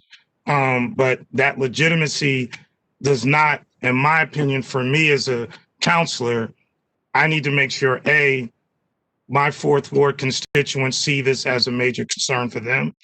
Then B, the entire township of residents, homeowners see this as an issue for them. So I pretty much have kind of pulled my hand on where I am. I think the timing, the 1 hour difference really doesn't add up to anything significant. I don't like the fact March, weather permitting, is a time when a lot of cleanup is done, pushed back to April. I do like not having leaves on my yard and my backyard and my front yard. But I will say that at the end of the day, for me, it's a matter of A, the constituents who I have not heard from in the fourth ward, and B, the fact that we are not simply asking our employees to do something that we're asking taxpayers to do. Thank you. Councilwoman Schlager? Yes, thank you, Mayor. I respect everybody's opinion here tonight at our meeting, as I do all the time. But I will say that, as Dr. Stolnick mentioned at the beginning of the call-in, he said that this has to be limited, that the leaf blowers, combustible engines have to be limited as much as possible. This ordinance has, like Councilman Cummings said, a couple of hours here and there, a month. I think whatever we could do at this time is of utmost importance. And the bottom line is because it's the health and quality of life for our citizens. People are working from home. Children are working from home. I know our schools are going to be opening the end of January. It is my hope that they could stay open. And that's the bottom line, is the health. And as Deputy Mayor Herlock said, maybe this has to be stronger. Maybe it has to include snow blowers and weed whackers and the other dozen other things that people use. At our house, we have a small yard. We do our own gardening here at our house. But there are many, many people that live in very large houses here, have very large lawns, have very big pieces of property. They need the landscapers. They need to get this work done, and we have to balance it. It's always about balance, but health and the quality of life is first and foremost. And any little thing that we could do at this time, I think, is very important. Thank you, Councilwoman Price Abrams. Thank you, Mayor. I appreciate this. Maybe since I've become a member of this governing body, this may be, one of the most developed discussions we've had as a body. And I respect that there's a lot of different views here. I am persuaded that more would be in the broadest public interest. And I know we could hold out for more and try and negotiate for more. And at the same time, I do believe taking a step at this time is an appropriate thing. I respect that I haven't touched everything as hands-on as other members have, who've been working more closely with the advocates. I also have spoken with the Quiet Montclair folks on a couple of occasions. I have heard from some of the callers tonight, I've heard those types of arguments and read some of the materials. There is a lot to be said about the particulate matter. So having a month without it, it doesn't mean you can't work on your lawn or rake your leaves or use an even electric powered motor machine that has a motor, whether it's plug-in or a battery type. There are other options if one wants to do that. But beginning to take steps to walk away from what we know is toxic I mean, there's environmental impacts that were described in terms of what it does to the soil, what it does in the air. You know, I'm not going to say folks shouldn't work in this industry because it's bad for their health, but we understand that that's an upshot as well. So I'd like to see us move this forward today. I hope that there could be a continued commitment to continue working on it and finding the compromise areas to strengthen it, in fact. You know, I think members of the community, some folks are always going to be outspoken, and whether they're from a given part of town, I don't think it's specific to any one area. I know that I've spoken with a lot of constituents about it. I have spoken with people throughout the town, not necessarily, not specifically people in the 3rd Ward, but I do know that these issues are persistent and they are longstanding. I think we do know enough to say we should take a first step. I respect that there are folks who worked on finding some compromise to move forward. I'd like to see us move it tonight, and I thank you for that opportunity. Okay, thank you very much. Appreciate that. I think right now we're looking at it's been moved and seconded with debate, and certainly we could discuss it here. As I listen to the discussion and debate, the challenge around it is, yes, there are a number of individuals that have worked on this for quite some time, and certainly, you know, I think that does break both ways. That's quite some time without getting something that's happened, but also quite some time in terms of trying to find something that's supportable and, quite frankly, enforceable and useful. So, you know, that's kind of the split that we have here. I think in looking at this, you know, there's pieces that make some movements here, I think has been noted. There are others who are asking for something completely different. I think, as our deputy mayor noted, you know, there's talk of you know, what's next and what are some other pieces, right? So what does that look like? Does this allow that to happen? You know, I will note from a process perspective, and certainly, you know, looking at our subcommittees and how they operate and everything else, you know, this is the forum where the debate and discussion would occur. You know, our subcommittees do individual work, you know, whether it be finance committee or others, and then that information is brought to this body as a whole. So there are times when council people, you know, are hearing about and seeing things when it's on their agenda, because that's the nature of the subcommittee bringing back their work to this larger body. That said, you know, this seems like an issue that certainly has a lot of discussion around it and debate around it. I have heard a request from somebody who, you know, I value whose opinion greatly, which is Councilman Russo, who's also been working on this for quite some time, you know, asking for this to be tabled, which is a little bit of the middle ground piece of let's discuss this more and see if we can get a better consensus, or quite frankly, then not, and potentially move this again for an up and down vote or whatever else. I don't think that is terribly unreasonable. So I think all of these things are the things that we have to weigh as we look at it moving forward. So with that, you know, I will, you know, offer, we have the ordinance out there right now. It's been moved and seconded. I will see if there is a motion to supersede, which would table. It would table to allow primarily, and I'll tell you right now, it would be Councilman Russo. You're the one who's asked for this, to feel that you can get something better done in a short time frame, to work with those who are supportive of this and not supportive of this to some kind of consensus. Or I would imagine decide if this needs to be brought back, because this is the compromise. You said you want something more. You can let us know if you're able to get something more, or if you are not able to get something more, if this is what can be gotten, or whatever else. So with that, and I put it on you with that, I will entertain a motion to table and see if there are the votes for that, and then to bring this back as appropriate to see if there is greater consensus around it, or if there's something else, Councilman Russo and others, that you have been able to bring forward that has a greater buy-in from the council as a whole. Is there a second on that? Is there a motion to table? Well, I'll make that motion since I suggested it. Now, I'm not tabling this because I don't want it. I'm asking to table it for more discussion, to get more support for it, because I see some division. I don't like us to be divided on a major decision like this, and I want everybody to have input and feel comfortable. It's just a week ago that I apparently got this, and just a few days ago that I really got the chance to examine it. And communications is a critical area here, and transparency. And so I feel very strongly, Peter, you did a lot of good work, and I appreciate you being a new councilman trying to work on this, but I've been working on it for 25 years, and I've been the most progressive council member on this issue, along with Councilor Schlager. We've served together for a long time, she and I, working on it. So I'm in favor of it, but it's not enough. It's not clear enough.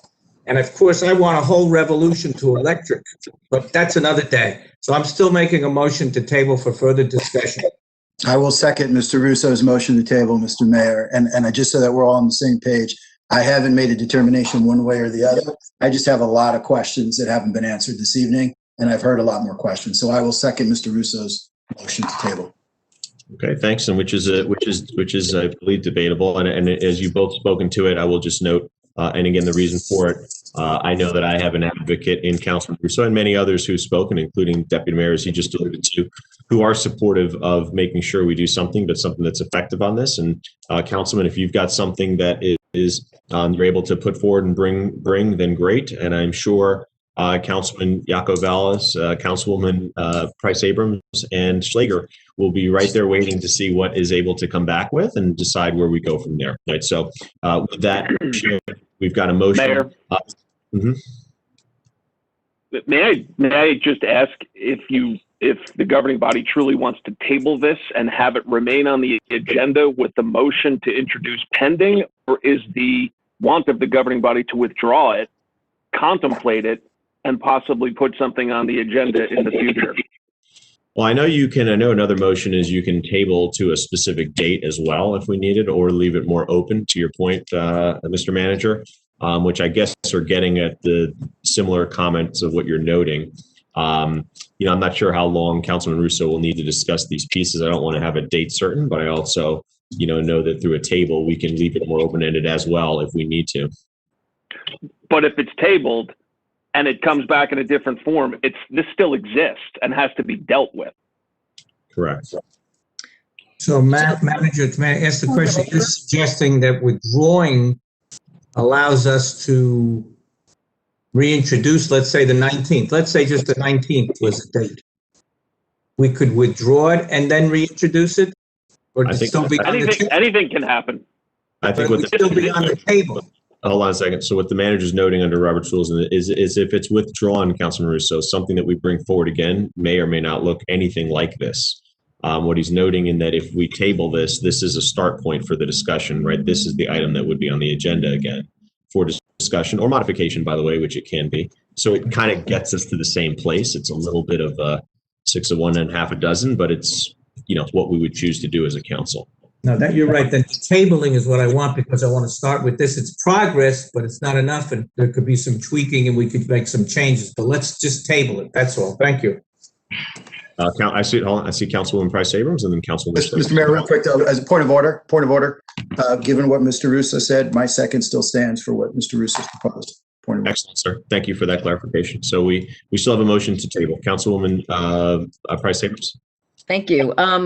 So I'm clarifying again, as process goes, the act of tabling means this draft may be modified. It would come back potentially at the next meeting on the 19th. If we were to, this is the first reading. So if we endorsed it today, what has to come back for us to vote on would have to look identical. Is that just to be clear on the option? That is correct, unless we made substantive changes to what you're talking about, Councilwoman, which would require a reintroduction, meaning another first reading if there were substantive changes to what we introduced today. It's not going in until. Okay, thank you. Councilwoman Schlager? Yes, thank you, Mayor. So am I to understand, and I want this to be clear, if this is tabled this evening, is Councilman Russo going to spearhead an effort to look at this in the next 2 weeks and make other recommendations? And will there be a subcommittee that will be looking at this in the next 2 weeks? I'm not looking at a subcommittee. The committee that already looked at it was the Economic Development Committee. Am I correct, Peter? Yes, you are correct. Right. The question I have, and it's more of a process question, the committee did a good job, and it's Quiet Montclair folks. Quiet Montclair folks are the people I've been working with for years too, and recently. I don't see that another committee is going to work on it. I want to give myself, as well as Councilor Herlock and maybe Councilman Cummings, the time to look at this. I mean, I feel it was not in my hands early enough, or that I didn't have enough input. I'd like to see some changes made. Maybe we can make some amendments. That's all I'm thinking of, not a whole new version. But there's about 5 things here I'd like to see changed, and that will be my opinion. I'm not going to have a committee look at this again. That's the way to keep it from getting done. I want to get something done soon, and I know we can't have the revolution that I want to electric right away. But my ultimate objective is to ban these things completely, but that may be an extreme view, Bernie Sanders' view. So I'm not going to stall this by having another committee. Let's just get to work on a few things that maybe can tweak it. Well, this is the ordinance that the Economic Development Committee put forward, which consists of the mayor, myself, and Councilman Yacobelis. So if there's going to be any more work on this, I think our work has, this speaks to our work. So if there's going to be anything else. We just didn't get it soon enough as a group. I'm not going to speak for everybody but myself. Before, I think, this is deference to Councilman Russo has some ideas on it. I will note this, Councilman, that when you're talking about looking at it individually and coming up with the things you have or would want, then you've got to get consensus behind that, right? So I will just note, I know you talk about committee being a process to stall or whatever else, or it takes longer, but if it's individual, right, the idea that you may come up with the same thing that 6 others agree with is also a challenge potentially. That said, I've heard it noted a few times in terms of looking at it, et cetera. I will just reiterate, right, this is the process that exists when things go to committee. They're reviewed by the committee makes recommendations, whether those come from finance committee to this larger body, whether they come from economic development to this larger body, whether they come from public safety to this larger body, and then the larger body sees those items when they are put on the agenda to discuss at meetings like this, where we can all then openly discuss it and then vote them up or down or table them or delay them, et cetera. So with that, Councilman who has noted he's supportive but wants to have a bigger look, we have done plenty of times in the past, tabling ordinances or other things so that, people have asked for the courtesy of a longer look. That's the motion on the table right now, and my understanding of what Councilman Russo is looking for. And should it pass, then it would be tabled, Councilman Schlager, to your point, for him for a chance to look at it greater. To your point, the subcommittee of this council has already looked at it and come forward with this recommendation. So it would be whatever his thoughts are after looking at it longer and others. And then as it was tabled, it would be back for a vote or modification at the future time. Okay. Councilman Yacobelis? Yeah, look, I want an Ashton Martin, but I had to start with the Chrysler LeBaron. I mean, there's something to be said about making progress towards that aspirational thing.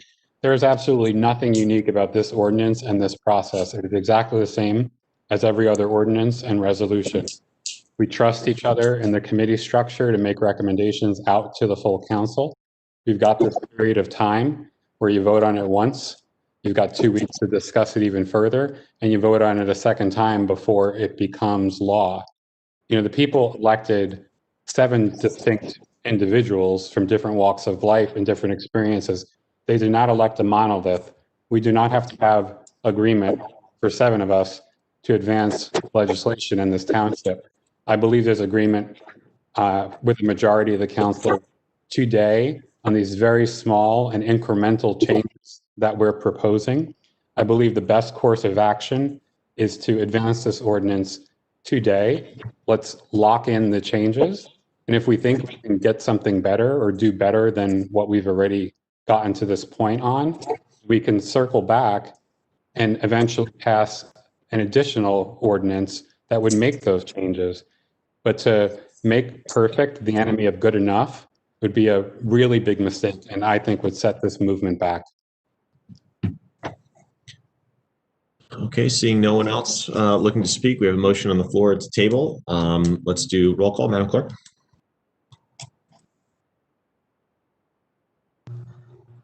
Councillor Cummings? Yes. Deputy Mayor Herlock? Yes. Councillor Price Abrams? No. Councillor Russo? Yes. Councillor Schlager? No. Councillor Yacobelis? No. Mayor Spiller? As stated before, and for those reasons, yes.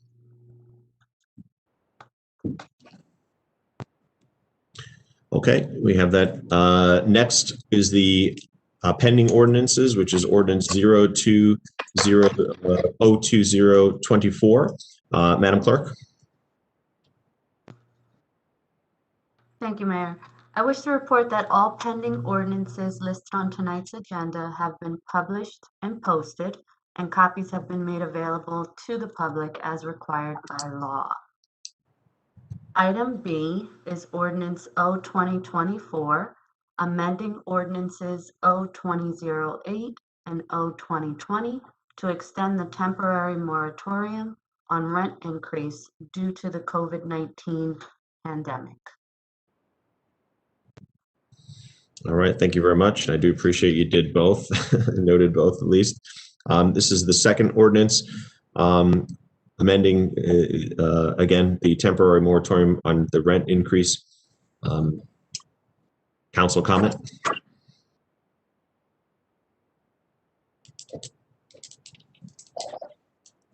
Okay. Seeing no council comment on this one. Mr. Stafford, Councilwoman Price Samples. Thank you, Mayor. No, it seems self-evident, but I believe it's just, again, the right thing to do. We're still in a pending place. We're still in a pandemic. It's just to be clear to the public, extending this moratorium is, appropriate and fair. So I just appreciate that it's been put forward for us to approve. And I would move that we do so.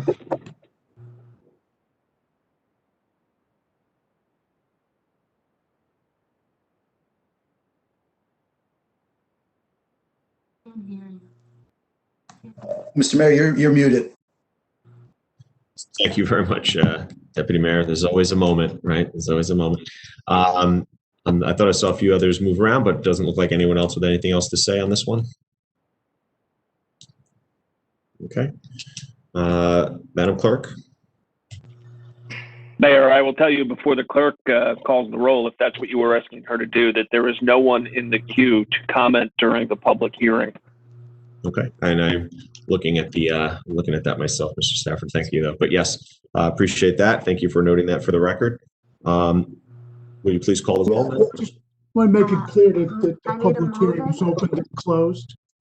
So there's no doubt. I could have missed it. So I was looking at the ordinance, but I want to make sure that the public was invited. For the official, you're right, Mr. Karasik and Mr. Stafford, even though I'm looking at the attendees on that and seeing zero, I will officially note that it is opened and then closed because there are no attendees to speak on this issue. So for the record, thank you. Madam Clerk, will you please call the roll? Mayor, I need a move-in. We'll move this ordinance again, 02-O-20-24. I so move. Second, Mr. Mayor. Thank you. Seconded. Councilor Cummings? Yes. Deputy Mayor Herlock? Yes.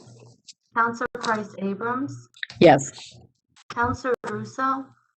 Yes. Councilor Schlager? Yes. Councilor Yacobelis? Yes. Mayor Spiller? Yes. Next, we have Ordinance O-20-25, which is an ordinance amending Montclair Code 121, Section 4, permit fees. Madam Clerk? I'm sorry, Mayor, are you opening the hearing? Yes, I'm asking you to speak to it briefly before I open it, but yes. Okay, well. I'll be happy to speak to it, Mayor. Thank you. Sure. Item C would be an ordinance to amend Chapter 124, Section 4 of the Township Code. And of course, this portion of the code pertains to the Uniform Construction Code permit fees. This ordinance amendment was made necessary by the circumstances caused by the pandemic. It would allow the waiver of specifically listed fees during any time when a state emergency or health emergency exists in the township as declared by the governor or by an appropriate township official. The ordinance as amended would also allow the governing body during such emergencies to, by resolution, waive or require additional permit fees in addition to those specifically listed. And those that we're talking about are for an outdoor tent used for business purposes and a permit fee for a heating source for outdoor tent for business purposes. Thank you very much, Mr. Stafford. Is there anyone from the public for official on this one who wishes to speak to that ordinance? We'll tell you again, Mayor, there is no one in the queue to make a comment. Thank you. I will close officially the public comment on that pending ordinance. And I so move ordinance O-20-25. Second. Okay. Any council comment? I'll just note, Mr. Mayor, that this is a culmination of a process I know you've been involved in, Mr. Mayor. Mr. Yacobelis, myself have had bi-weekly, weekly, now I think it's monthly calls with the business community that they've asked for this, and I'm glad that we're able to work to help them in this time during the pandemic. Thank you, Mr. Mayor. Thank you very much, and I concur with what you've noted. Any council comment? Seeing none, Madam Clerk. Counselor Cummings? Yes. Mayor Hurlbut? Yes. Counselor Price Abrams? Yes. Counselor Russo? Yes. Counselor Schlager? Yes. Counselor Yacobelis? Yes. Mayor Spiller? Yes. Thank you. Next, we have new business resolutions. And first one is Resolution R-21-001, which is a resolution authorizing the adoption of the temporary budget for year 2021. And I so move. Second. It's been moved and seconded. Council comment? Councilman. So I would just, I do have some outstanding questions that I've been going back and forth with Mr. Stafford on. I just have to comment that, sort of just given the conversation we just had around a leaf blower ordinance, we're talking about a $36 million budget that I'm being asked to vote on tonight, with no one, to be frank, picking up the phone and calling me to take me through the details of this, and me having to do all of my own research to figure it all out and do year-over-year comparisons to 2020. So I don't want to be responsible or have a vote that would shut down the government by not passing this, but I would just like to call out what I think is a bit of hypocrisy in terms of respecting the committee structure of the council and the processes by how we operate. That's all I have to say. Thank you. Any other council comment? Yeah, this is on the temporary budget, right? Call it temporary budget? That's correct. I've been doing this for 20 years, folks. I still don't understand it sometimes, but I'm looking at specifics like health services, senior services, library. These are the areas that people seem to really need help with during the pandemic, especially, and I want resources put into them now. Because this is temporary, this keeps the government running, obviously, as Councilman Yacobelis said. I don't want to hold anything up. But in the past, we really never got into this that much, and I want to make sure there's enough to carry us. Is it 3 months, manager, that we're going to be carrying this? Is it covering 3 months till the end of March? It carries us until we introduce the budget, which would be by the, I believe, state deadline of March 30th. If there is a need that's not estimated or anticipated by this temporary budget, you would see the chief financial officer put forth another resolution indicating what is necessary. Okay. Are we going to have hearings on the full budget at some point? We can't do like we did in the past, people coming before, we can't do all that, but we got to have some kind of explanation for certain things. Like I really want to get into the senior costs and what we're spending and what we're staffing and how seniors are getting served. So that's my pet interest, but I can't do that tonight at this point. That's why we need, this all happens, over a period of time when we've had Christmas and New Year's and everybody's been struggling at this time. It's just tough. So are we going to have hearings? That's my question. For the full budget. I anticipate that, required. There certainly is a public hearing on the budget that's required by law, absolutely. And I anticipate that the department heads that have made their presentations will make their presentations, as will the chief financial officer and the financial consultant, Mr. Bennigan. So would we be doing that by the middle of March at the latest? I mean, that's what I'm trying to see. We've got to really strike this new budget soon. You know, I know you can keep extending the temporary expenditures, but we don't want to go through what the Congress does all the time, you know, extending by 2 days. So because we've had the pandemic, everything's been, you know, flexible and maybe confused, and there's been a lot of changes, and, you know, people who've not been here that long don't see what I've seen. I want to make sure we prevent a problem, which we've never had this experience in the past. We've never had a situation where we're on remote Zoom. People don't come and sit in front of us. We can ask questions, show charts. Can we do something like we used to do? And when would we do it? That's my question. I'm sitting here tonight of the opinion that there will be nothing different than what has been done over the last 5+ years that I've been doing budgets for this township, and certainly since the fall of 2014 when I came aboard, other than you will not be in person, you will see it virtually. Okay, my last question again is, when will we think we target doing that, at least targeted? Well, the state law is that this year, the state deadline is by on or before March 30th. We strive to do it by, we strive to do it in late February, early March, but it will certainly be before March 30th. Okay, good. So the state limit on us is the 30th. Okay, thank you. Thank you. Okay, any other council comment on this? Only in that I made the point in the last one on process and how, as was noted, those items do go through committee and are brought forward, and that is the process that's utilized for all different pieces. This, when it is the budget, Mr. Stafford noted before, the 26.25% of the total 2020 budget that's used to come up with this temporary budget. This comes straight from our CFO, and this gets added to the agenda. And of course, that's how you develop the temporary budget. It's not through a committee process, and then it is reviewed as a full council when the full budget hearings occur. So just on a process perspective. Okay. So with that, and not seeing any other comment, Madam Clerk. Councillor Cummings? Yes. Deputy Mayor Hurlock? Yes. Councillor Price Abrams? Yes. Councillor Russo? Yes. Councillor Schlager? Yes. Councillor Yacovelis? Yes. Mayor Spiller?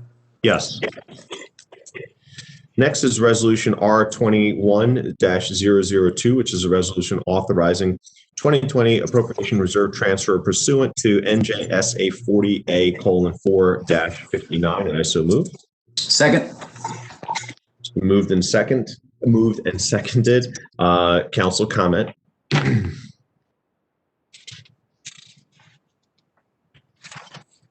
Not seeing any. Okay. Madam Clerk? Councillor Cummings? Yes. Deputy Mayor Hurlock? Yes. Councillor Price Abrams? Yes. Councillor Russo? Yes. Councillor Schlager? Yes. Councillor Yacovelis? Yes. Mayor Spiller? Yes. Next is Resolution R21-003, which is a resolution authorizing the 2021 Community Development Block Grant applications, and I so move. Second. It's been moved and seconded. Council comment on this. Yes. Tim, I have a question for you and Ira. I do not ever vote for funding for MNDC as a former vice chair. I just feel like it's something I couldn't do. So in this case, can I vote yes to all except number 9 in the ranking, or by organization, or should I just abstain?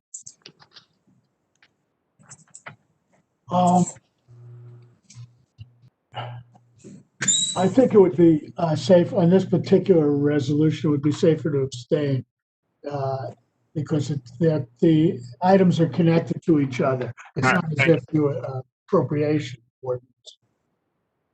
I agree.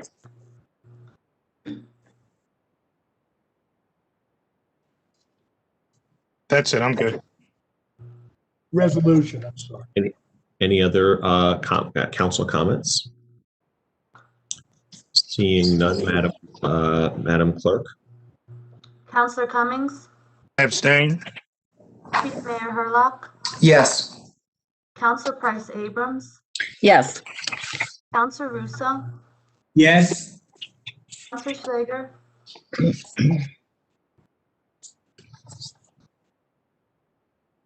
Counselor Schlager, Oh, I said yes, sorry. thank you. Counselor Yacobelis, Yes. Mayor Spiller. Yes. Next is Resolution R21-004, which is a resolution declaring an emergency and directing that Ordinance O-20-24 take effect immediately. So I think we know that, and I so move. Second.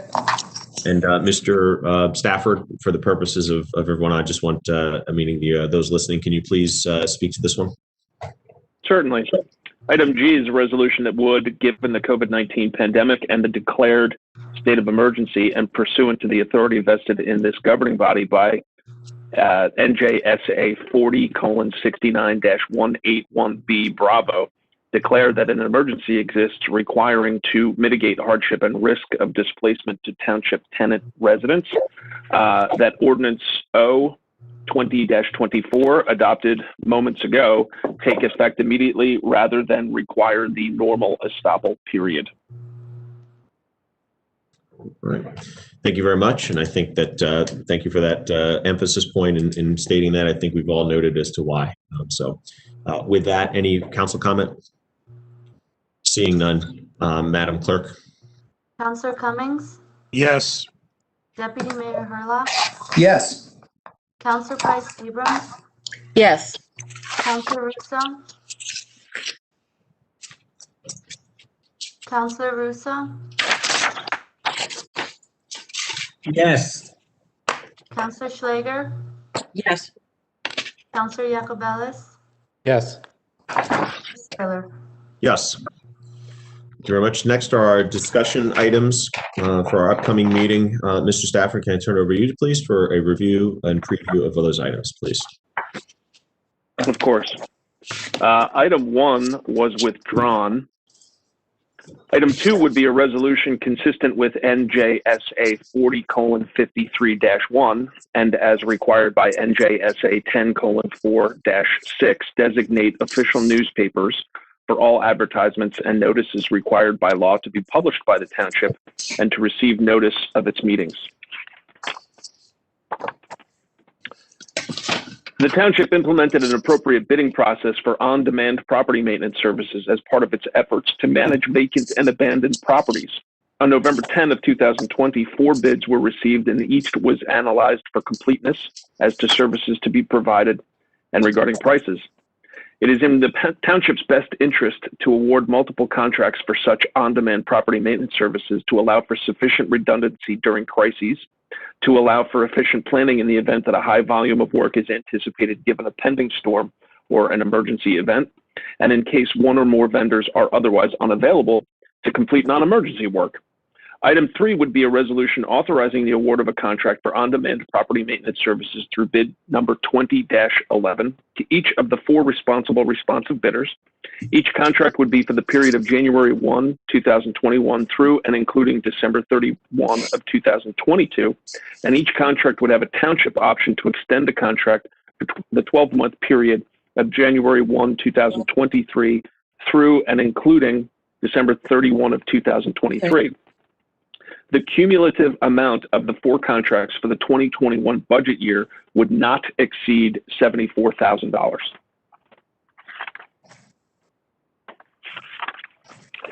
Regarding item number 4, this resolution would authorize the award of a professional services contract to the firm of Santarcangelo Law, LLC as special counsel for abandoned and vacant property matters for the period of January 1 of 2021 through December 31, 2021 in an amount not to exceed $65,000. Regarding item number 5, on November 13 of 2020, the township advertised a request for proposals for contactless transaction vending machine services at various township-owned facilities and locations. One proposal was received, read, and analyzed, that being from Nature's Healthy Vending, LLC. Based upon that review and the determination that Nature's Healthy Vending, LLC demonstrates the experience and qualifications required to provide the necessary equipment and services, recommendation is made to, and this resolution would authorize the award of a contract to Nature's Health Vending LLC for the period of January 19, 2021 through January 18, 2022. This contract would have no budgetary impact on the township, and the township would maintain a right to renew this contract for a 24-month period at the township's option. Regarding item 6, this resolution would authorize the award of a professional services contract to the firm of Hymanson, Parnes, and Giampolo to provide professional accounting services in connection with Section 8 Housing Choice Vouchers for the period of January 1, 2021 through December 31, 2021 in an amount not to exceed $15,000. Item 7. On February 19, 2019, following an appropriate bidding process, the township awarded a contract for its annual tree removal service to N.J.S.A tree experts. This contract was for 1 year with exclusive options for the township to renew for 2 one-year extensions. Based upon the vendor's excellent service and performance, recommendation is made to, and this resolution would authorize the exercising of the second of the township's 2 options to renew for 1 year. This contract would be in an amount not to exceed $300,000. Item 8. On November 24 of 2020, the township received and analyzed 5 bids in connection with the Lorraine Well Treatment Facility Improvement Project. This project would include installing 2 carbon vessels and all related treatment items to upgrade the facility, including reconditioning of treatment piping and other materials used to treat water at the facility in an effort to improve water quality. Included would be a new generator to ensure sufficient redundancy in case of a power outage, and the planting of evergreens at the site to minimize noise and make the improvements more visually pleasing. Based upon the aforementioned analysis, recommendation is made to, and this resolution would award a contract in the amount of $523,215 to the lowest responsive bidder, Rapid Pump and Meter Service Company, Incorporated of Paterson, New Jersey. Item number 9 is further to item 8. It would be a resolution authorizing the execution of a professional services contract with Suburban Consulting Engineers, Incorporated of Flanders, New Jersey, for engineering, construction, administration, and inspection services in an amount not to exceed $62,800. As I just mentioned, the Lorraine Well Treatment Facility Improvement Project would include installing 2 carbon vessels and all related treatment items to upgrade the facility.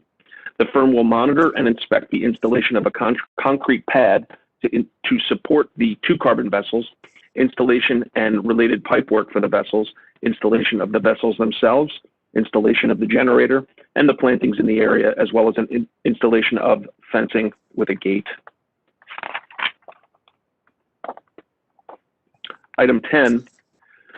On December 1 of 2020, the township received bids for its project to replace water mains on Stonebridge Road and in the North Mountain Godfrey Road neighborhood. Based upon the analysis of those bids, recommendation is made to, and this resolution would award a contract to the lowest responsive bidder, John Garcia Construction Company, Incorporated of Clifton, in the amount of $869,730.49. And Mayor, this is further to your comment during public comment of the work that this governing body continues to do, notwithstanding the less than 1% increase in the municipal tax rate every year.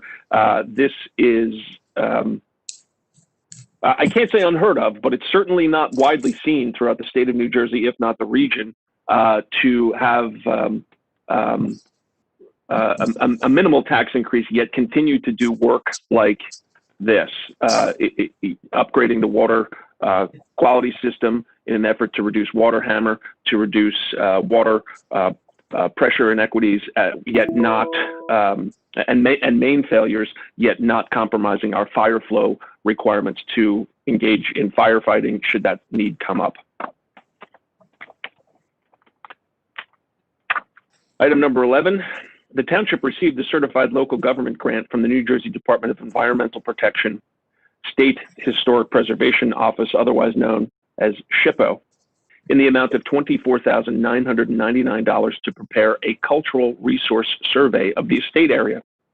Further to same, and pursuant to an appropriate request for proposals process, on April 21 of 2020, the township awarded a contract in the amount of $19,150 by Resolution R-20-74 to E2 Project Management, LLC of Rockaway, New Jersey, to perform the scope of work authorized by SHPO.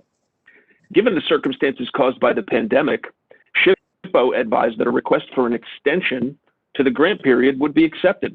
Accordingly, given the extra time available, the township sought and E2 Project Management submitted a revised cost proposal to do additional work in the now available extra time.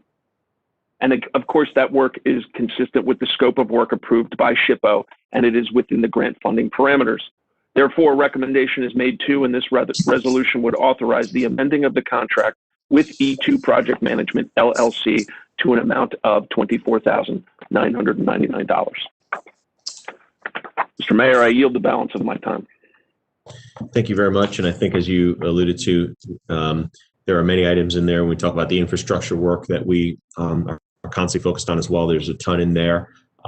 These are impacts that are going to be felt for decades and decades to come. So happy to continue the commitment we have there to some of that work.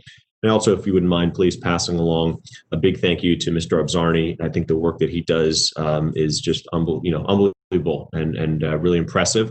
I also want to thank him for being ahead of the curve. You noted a lot of things in terms of pressure management and all the other pieces there, but he's also at the forefront in making sure, you noted the filters that are being added there. He's also at the forefront of making sure our water is safe and continues to lead in so many areas there. So I want to give him a big thank you for that.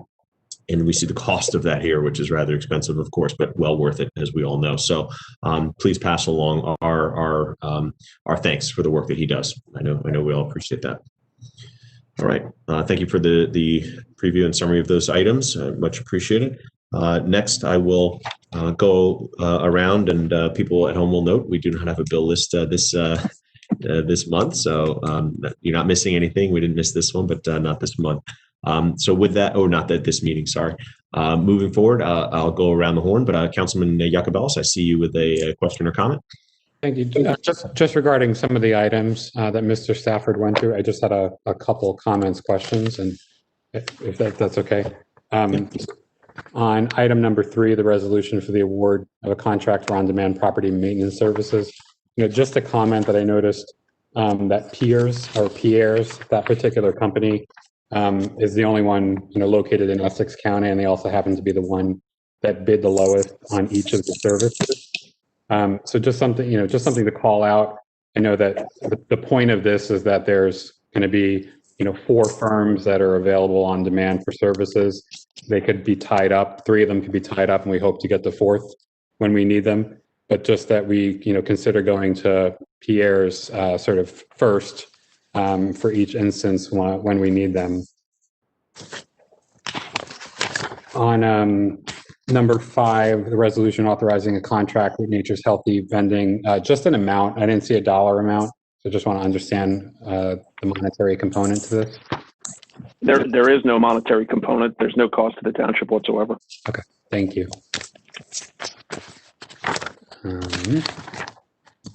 That was it. I also just wanted to thank Gary as well for all of the memos in this packet. I think he did more writing than he did water and sewer work this last week and a half. Thank you. And I have general comments, but I'll obviously let you go the round. Yeah, fair points.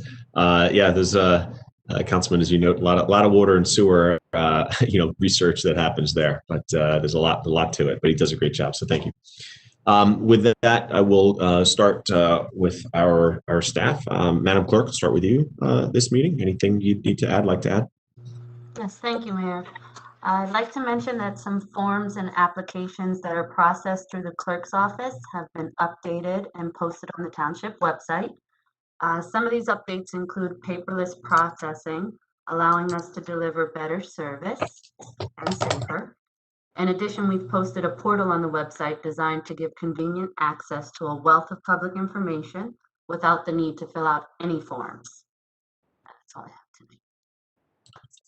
We all appreciate that, the advances being made, so thank you, Madam Clerk. Next, we'll go to our Deputy Manager.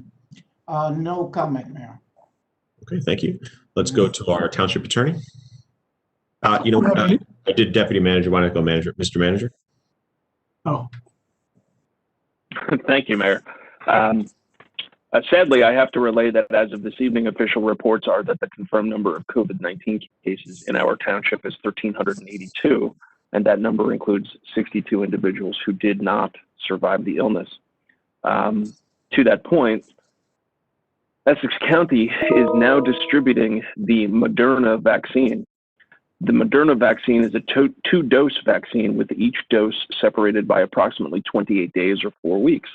The vaccine will be administered according to the New Jersey State Department of Health's guidelines by the County of Essex. And the county is currently registering individuals in Group 1A for the COVID-19 vaccination. If you are a healthcare worker, or if you work in a healthcare setting, please visit www.essexcovid.org or call 973-877-8456 to register for an appointment.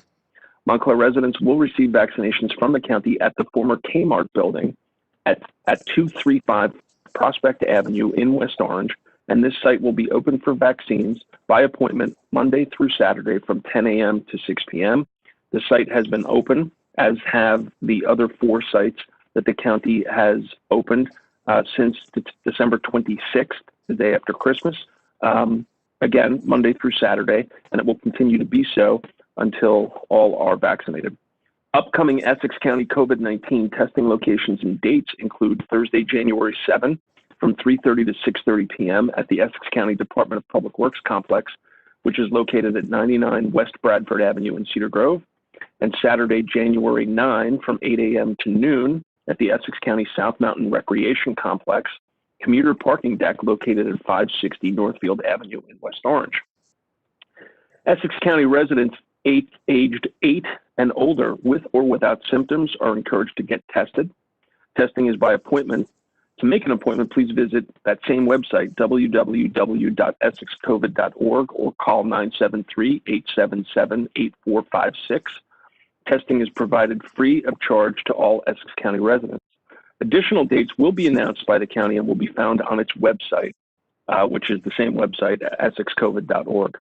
The county will hold its next emergency food distribution event on Thursday, January 7, 2021, starting at 9 a.m. at the Essex County Weequahic Park. It is a rain or shine event, and folks can access the event from the Meeker Avenue entrance in Newark. For updates from the state, please visit the New Jersey COVID-19 Information Hub at www.covid19.nj.gov. This is a one-stop shop for information relative to COVID-19, and I'd like to point specifically within that information hub to the state's jobs and hiring portal at www.jobs.covid19.nj.gov. As of this afternoon, there were more than 1,500 jobs posted on the state's site with 1,244 different companies. One seeking employment can search for jobs by industry, location, and by other filters. General questions about COVID-19 may be posed by calling the state's Comprehensive Information and Referral Service by dialing 211. And this is critically important. New Jerseyans feeling the emotional and mental toll of COVID-19 can get support from a special helpline, New Jersey Mental Health Cares. Our state's Behavioral Health Information and Referral Service is offering help to people dealing with anxiety and worry related to COVID-19. New Jerseyans can call 866-202-HELP. Again, that is 866-202-4357 for free confidential support. This line is staffed from 8 a.m. to 8 p.m. 7 days a week by live trained specialists. Lastly, you can visit the township's website, COVID-19 section, for updates on township operations during the crisis. If you have not yet signed up for the township's Swift 911 alert system, you are urged to do so now so that you can receive township updates by blast. The sign-up form can be accessed from our township website homepage under the online services drop-down menu. And certainly you can also follow the township's Facebook page, Montclair N.J.S.A, and the township Twitter feed at montclairnj.gov. Thank you, Mayor. Thank you very much, sir. And now moving to our township manager, township attorney.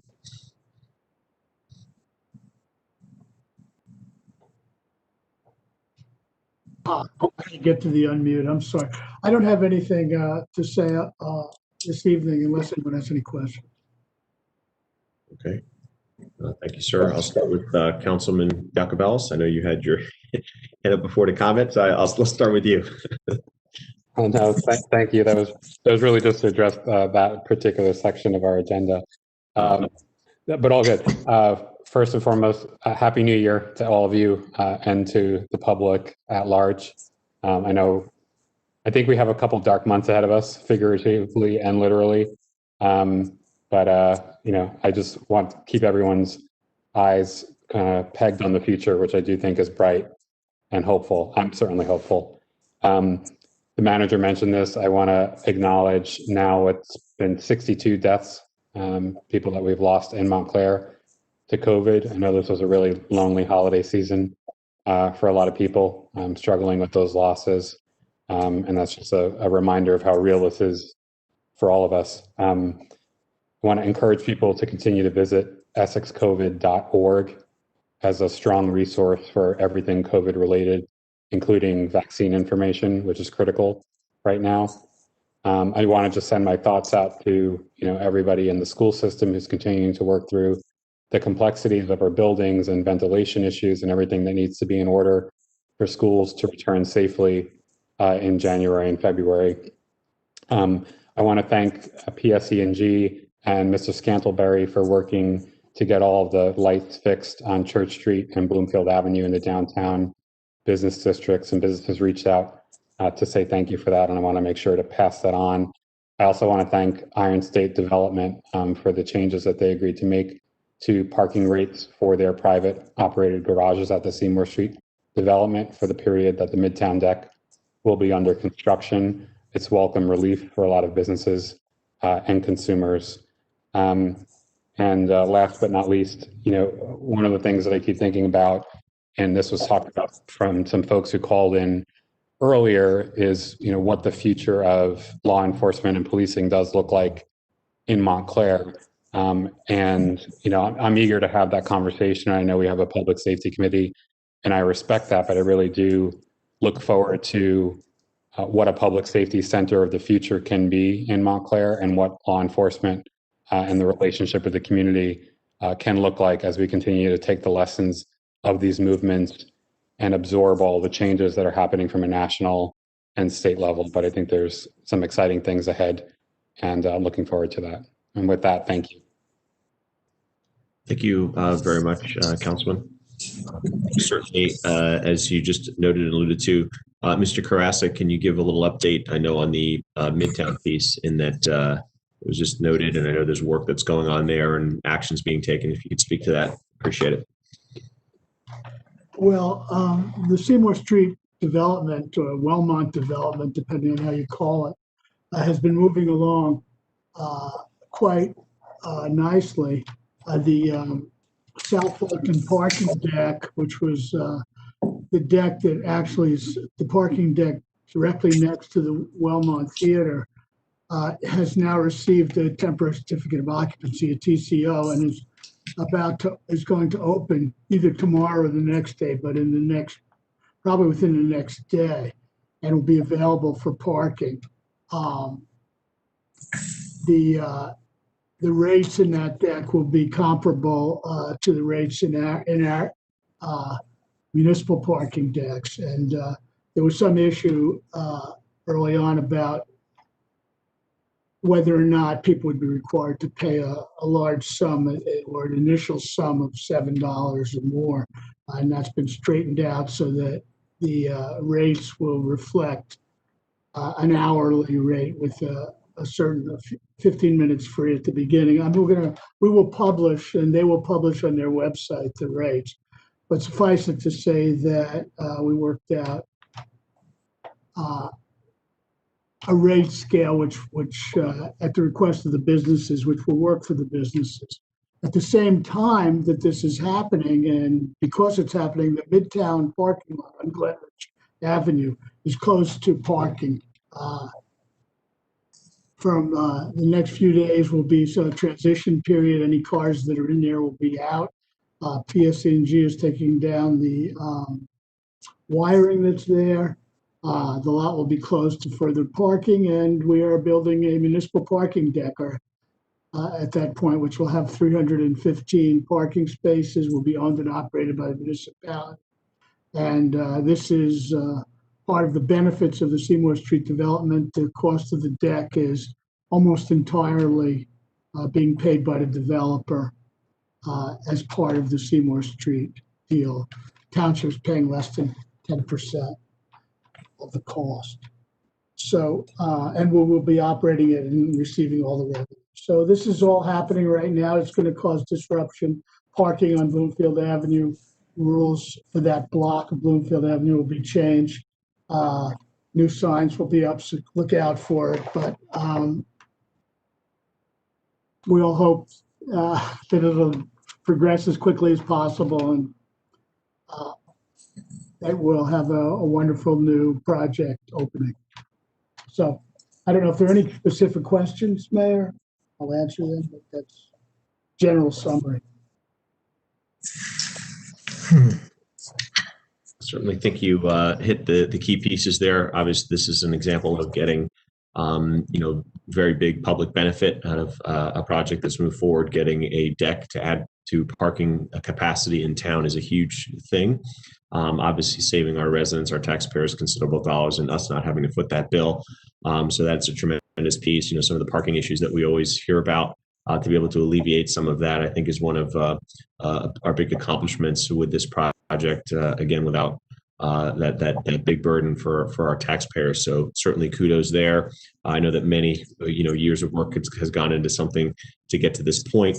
I know a lot of the logistics around this are not easy to figure out, and I know there absolutely, as there understandably would be, is consternation around exactly how this is going to play out and work, and constantly being figured out. But I appreciate the efforts that you're making to kind of make sure that happens. And of course, we've got to make sure we keep communicating all these pieces out there so that people are aware of the different components as they are put forward and as they change as well. So thank you with that. And as you noted, Mr. Karasik, Alfred, if there are any questions, any council member have any specific questions on this? Comments? I see it. Deputy Mayor. Thank you, Mr. Mayor. And Mr. Karasik, thank you for that update. I know that there were some questions that had, as the mayor indicated, had arisen from this particular issue. And my understanding is too, having been involved with some of the agreements with the existing finance committee and the prior finance committee too, is that the town doesn't necessarily own all the spots in the deck that will hopefully be absorbing some of the overflow. Can you speak to that, Mr. When I refer to the South Fullerton deck, which, as I say, is the deck next to the Wellmont, the entrance to that deck comes off of South Fullerton through the surface parking lot that's there. That deck has in excess, it's approximately 250 spaces, I think. And those spaces, it's a private deck, privately owned. As part of the arrangements that we made, that deck will absorb up to, it was intended that deck would have 40, and the deck that's on South Willow that's still to be finished would have another 20. So a total of 60 spaces would be available for municipal permits at municipal permit rates. The rest of the deck essentially is a private deck, and once the construction of the Midtown lot is done, there will be set by the developer at whatever market they want to develop. But during the construction, because of the displacement that's caused by the closing of the Midtown lot, the spaces in the Fullerton deck will be at these rates comparable to municipal rates. So that they'll be, as I say, we'll pick up that parking loss during that period. Partially, because obviously there's going to be fewer spots. I just want to be on the same page that we know, and that everyone's expectations are set, and that was done by you and I believe Manny from the Parking Authority. Well, the outline, the structure of the entire deal was done really by the Finance Committee and by professionals, including myself and others, during the negotiations, which occurred in 2017, 2018. This is not anything new. What's happening today has been on the boards for quite a while at this point. Yeah, we've been, we're dealing as each step comes up. For instance, how much would be charged and whether we would use gates or permits or cards. There's an awful lot of logistics involved that the parking utility has really taken the lead on. I'm involved, of course, essentially, I'm the redevelopment council, and I've been overseeing these issues generally. And the developer on the Seamless project has been extremely, helpful and cooperative, working with us. Obviously, there's still some adversity because that's the nature of the game, but they have certainly, we can't fault them for trying to be helpful. I think to your question directly, though, Mr. Herlock, I'm not sure. I'm pretty sure that Mr. Karasik is too humble to answer affirmatively. Yes, I asked him on behalf of the displaced folks who from the Midtown lot. I asked him directly and Manny Germano, our superintendent of parking, to negotiate with the developer, and they did it, and they were successful. They prevailed on the developer to reduce the rates to be even lower, as I understand it, during the pendency of construction on the north side of Bloomfield Avenue. He's not going to say it. We know it. I'll say it on his behalf. He did it. He secured it with Mr. Germano on behalf of the folks. This really is a group effort. I mean, it's everybody who is, including the people that are sitting up there on the council table. Not to put too fine of a point on it, but Mr. Karasik, it's always good to listen to your attorney, who in this case would be Mr. Stafford. Mr. Stafford, thank you for answering my question. You just saved me about 20 minutes worth of questions that I had. And honestly, and correct me if I'm wrong, I mean, talking to Mr. Karasik and to Mr. Stafford, who are both attorneys, as I am, myself, that's the way it should work under this form of government, correct? I mean, that's in the purview of the administration, not the elected officials. Without question. Thank you. Mr. Mayor, thank you. I appreciate Mr. Mayor, Councilman Schrager's been I see it. Thank you. Mr. Mayor, I believe as the Right Honorable Mr. Stafford said earlier in the meeting, I yield the balance of my time. Thank you, sir. Appreciate that. Councilwoman Schlager? I'd like to know who at the town level is the main point person for this project? Who is the project coordinator? It kind of depends on what the issue is. In other words, if the issue is parking, it basically goes through the parking utility.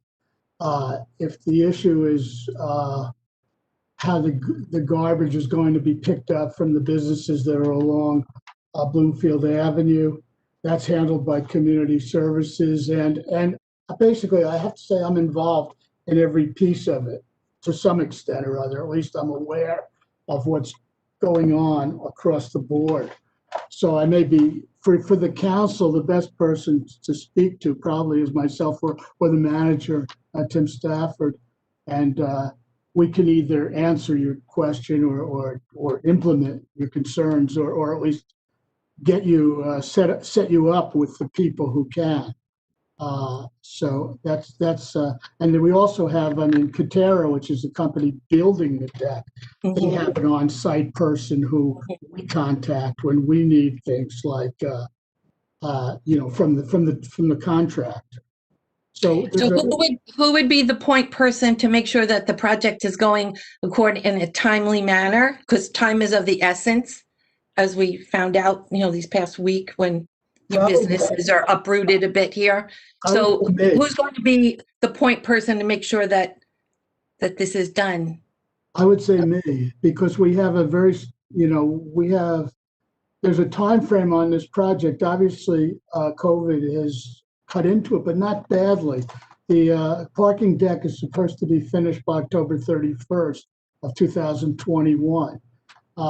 It may be a little delayed, but I don't think it'll be delayed. It doesn't appear that it would be delayed past the end of 2020. it should be finished before the end. So they're not really off schedule at all, even given the pandemic. So we're talking an 11-month project? The remaining, yeah, I would say that the Midtown parking deck should be done according to current plans. You know, you'd always scared to say this, by the end of this year. And at the same time, the Seymour Street Plaza, the apartments that are between South Willow and Seymour Street will be done. The building that's going to house offices above, which are connected to the South Fulton deck we talked about, that's actually all been leased to Summit Medical. That's all finished from the point of view of the builder, and now the tenant has to fit it out. So that's about a 6-month process, at least anticipated, which actually gives us more space in that parking deck for the public for the next 6 months. So yeah, I mean, I would say that if you're concerned about the schedule, you should speak to me. Okay. Thank you, Councilwoman. I see Councilman Yacobelis to the question. Yeah, look, with due respect, I had much better plans for my New Year's weekend than to be dealing with this issue directly for about 20 hours. So with due respect, I spoke to nearly every business in that corridor, and they did not feel like the communication was solid or consistent. 1,000 Montclair residents signed a petition saying as much. And frankly, you know, and I understand what was just happening a few minutes ago with the passive aggressive commentary about the role of a council member. If a developer reaches out to me and asks my opinion on something, I'm going to give it. And in this case, I did, and I weighed in. And the reason I made the comments to the public that I did was because that was the direction that this went. And I went to pains to make sure that there was nuance in that comment to say specifically that those things didn't start or end with me, but I certainly was involved in every detail and working with every business on almost every question over the course of days, trying to bring a very anxious public along on a journey where I think we failed in terms of communication. And I'm just going to say that. The measure of successful communication is not whether we delivered a message, it's whether the message was received and understood. And the public uproar over this, it's a good indication that it was not, and there's some lessons to be learned. And I hope and look forward to being able to take a back seat on this stuff and actually enjoy a holiday weekend off in the future. Well, I don't think I'm going to want to start talking. It's not appropriate for me to get into a discussion about that, except to say that, you know, I was personally involved in contact and dealing with this over the last year. I think that anything could always be done better, usually. And people could always listen better when things are explained to them too. I'm not saying you, I'm talking about people who we're communicating with. It's a very stressful time right now. The COVID pandemic has put tremendous stress on businesses, and people's concerns are not necessarily directed at what might happen in the future, but at what's exactly going on in front of them. So when something like the parking lot closes, it kind of sneaks up on them, even no matter how many times you've told them that. I don't see any real value, at least for them, in discussing for them. But I do know that I sympathize with all the businesses there. They're going to have some disruption as a result of this, and we're trying to minimize it. And we deal with each business separately because each one has their own idiosyncratic problems and needs, which we're addressing. We are doing that. And I do think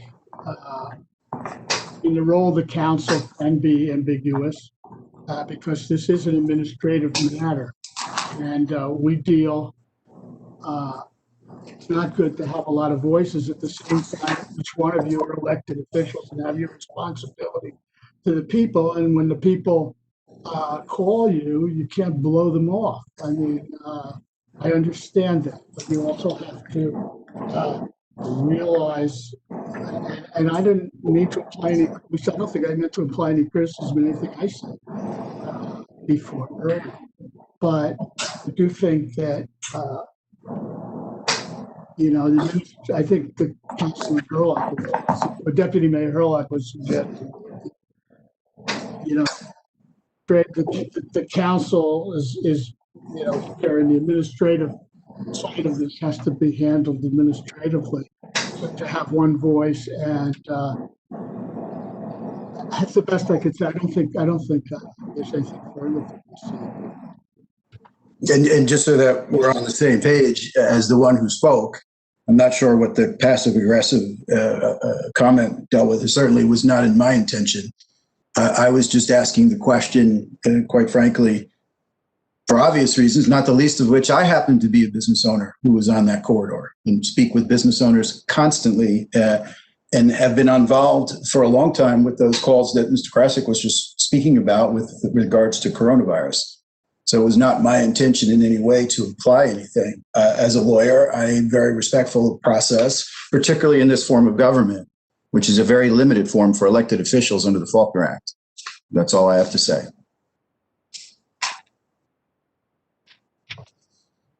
Okay, any other questions, concerns, comments for Mr. Krasik and his report out?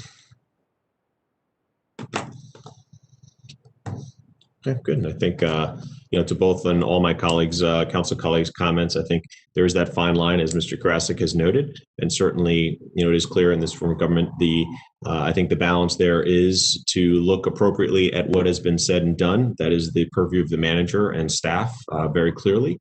But then it is us on electeds to assess that and then to have that input and engagement to make sure that we are offering suggestions and input and changes in procedures and processes and policy that hopefully make it more efficient. So it is, I think, that balance that exists, and hopefully we can all continue to engage in moving forward as we have over the last number of years. So thank you all for that. Next, moving to Councilman Russo.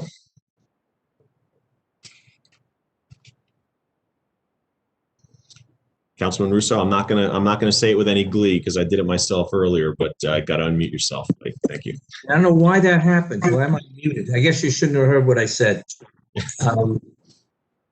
I just wanted to thank PSE&G people who, I'm not going to name the three people, but there are three people, two women who worked very hard on Christmas Day to get power restored to some residents. Councilor Hurlock knows what I was trying to do. It took me about 3 or 4 hours on Christmas Day, in the middle of the day, to answer the calls from some people who are related to former Councilman Joe Barry in Bloomfield. And Joe was my friend when I lived there 30, 40 years ago.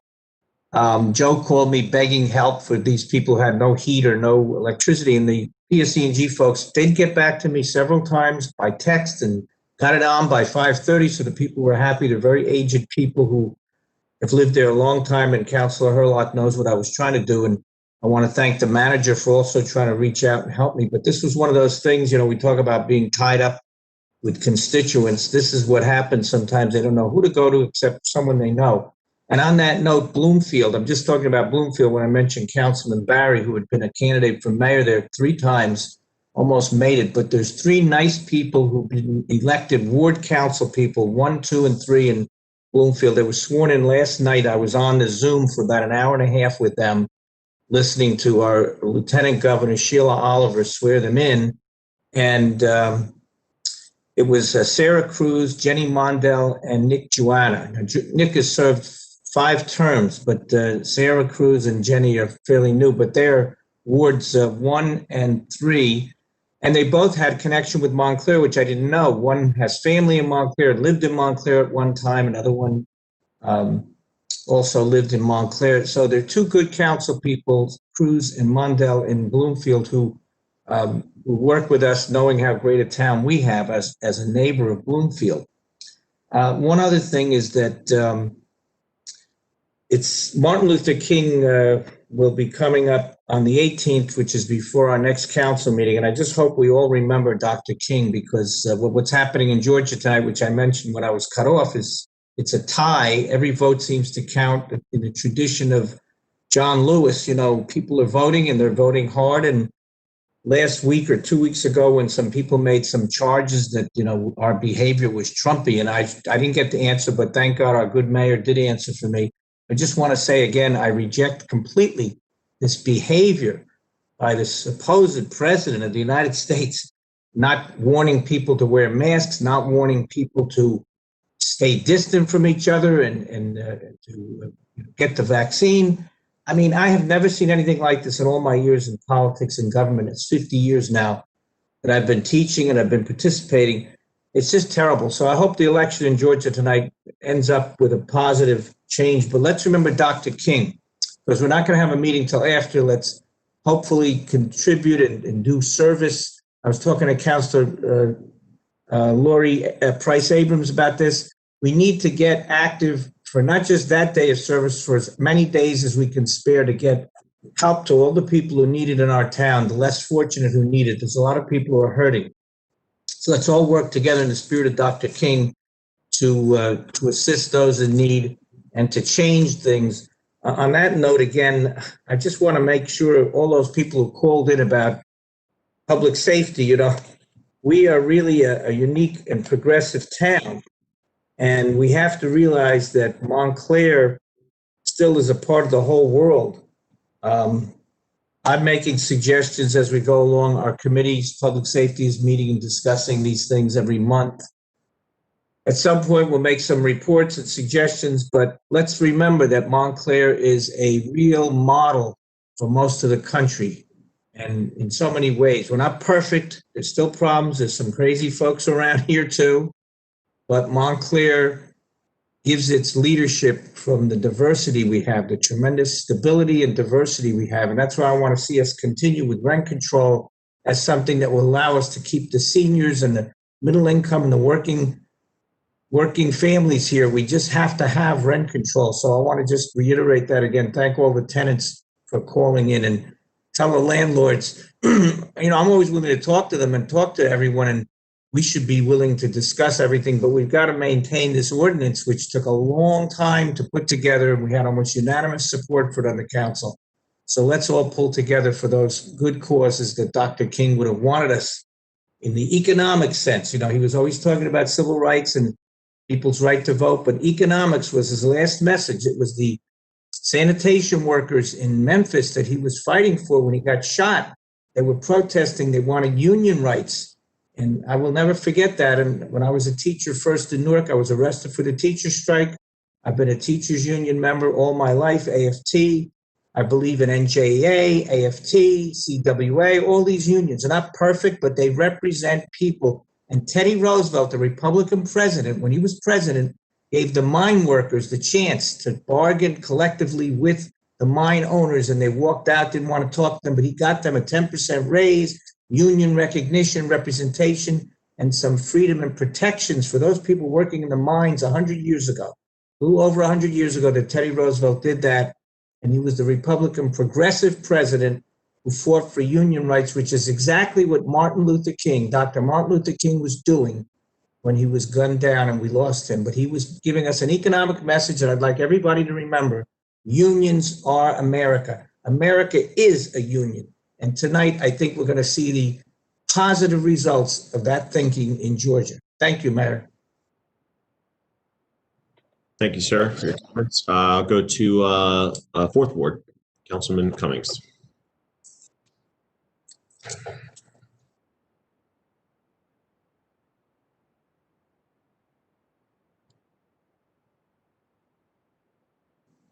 Councilman, you're muted. Thank you.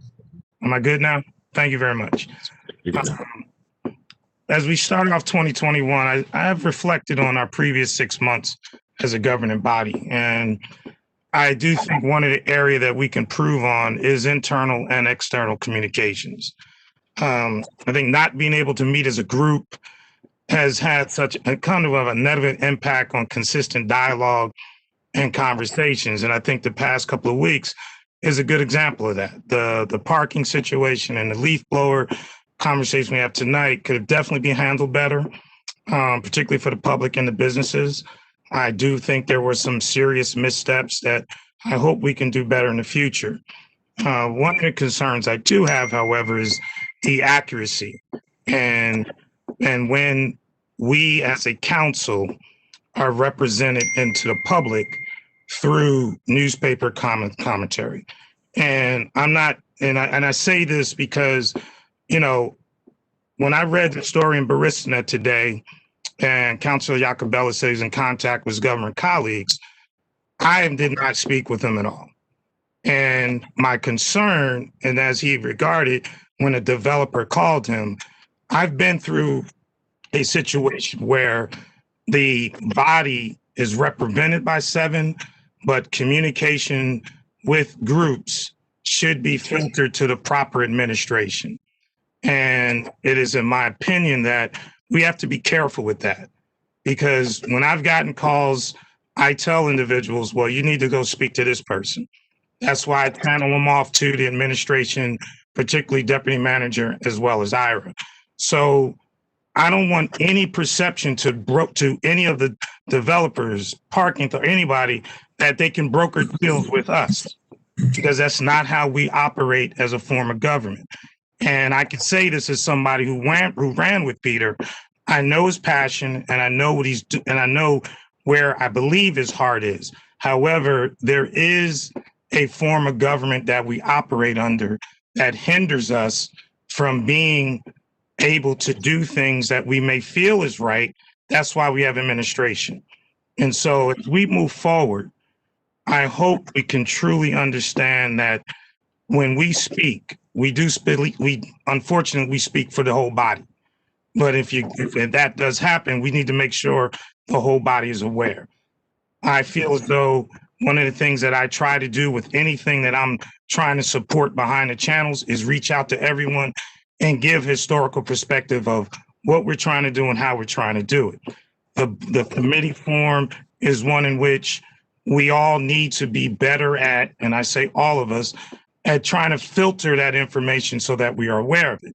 However, I think as a government body, in this particular case with the parking, when the first announcement came out, businesses were upset, and they did appear that this came out of nowhere.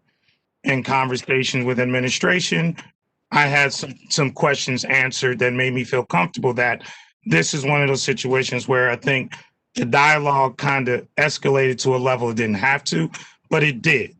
And so how are we going to handle that going forward is something that we as a body need to talk about. But I also want to make sure that whenever we are in a position that something is happening and the media calls us, first point of contact should be our communications person.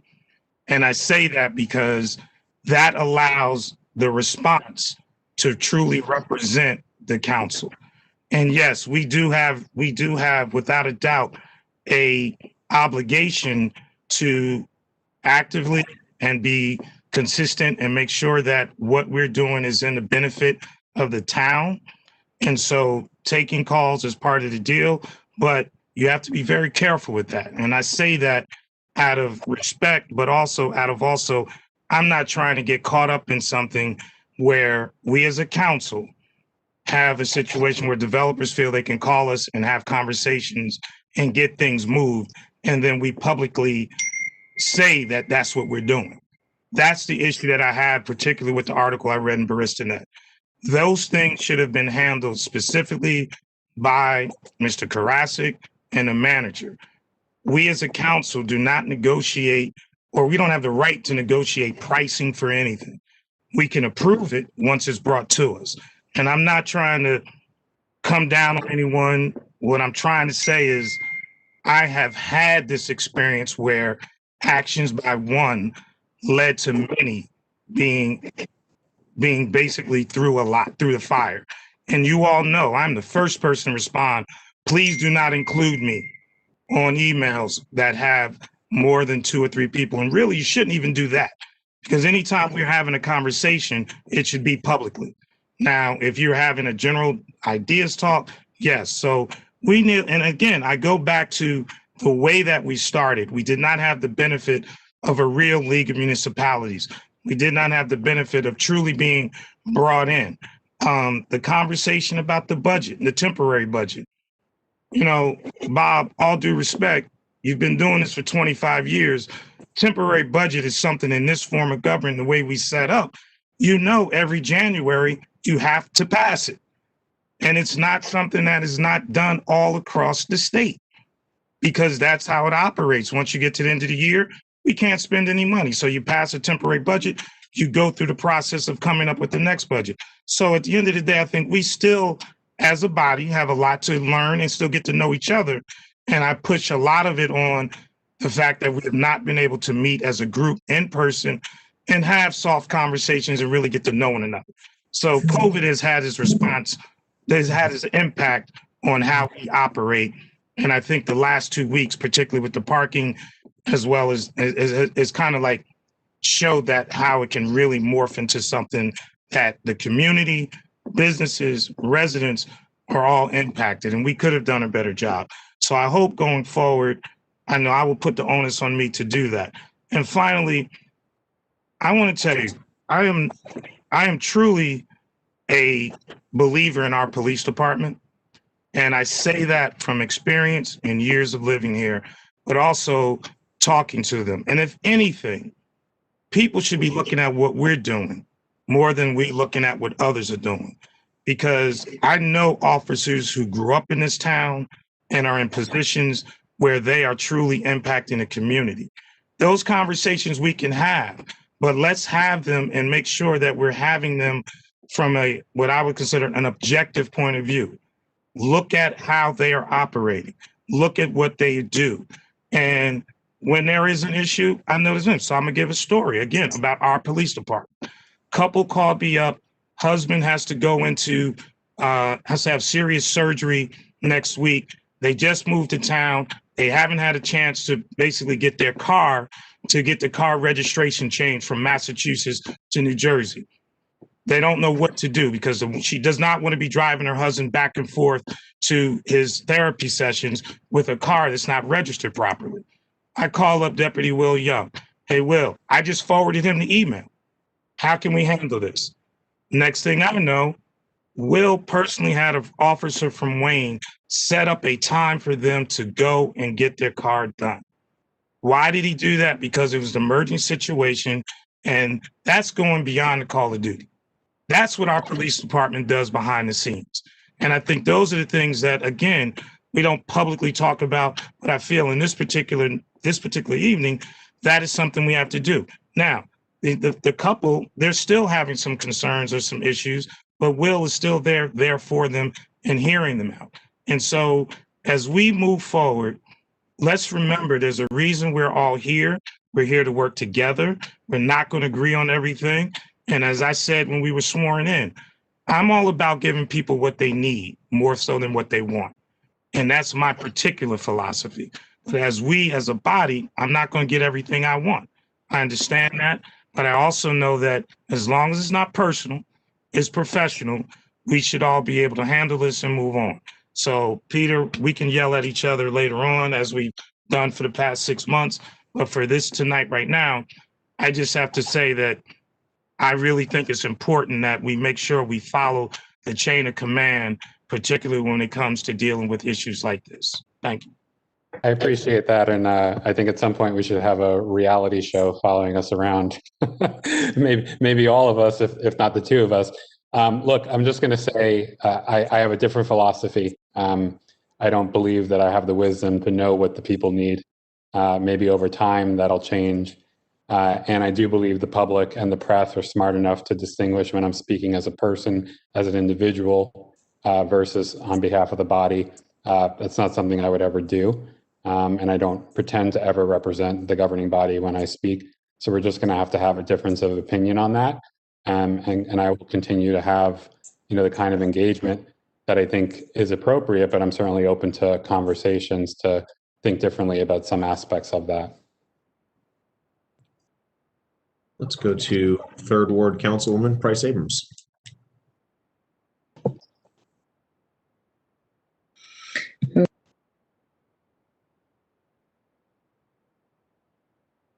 It must be the night for it. Councilwoman, I believe you're muted.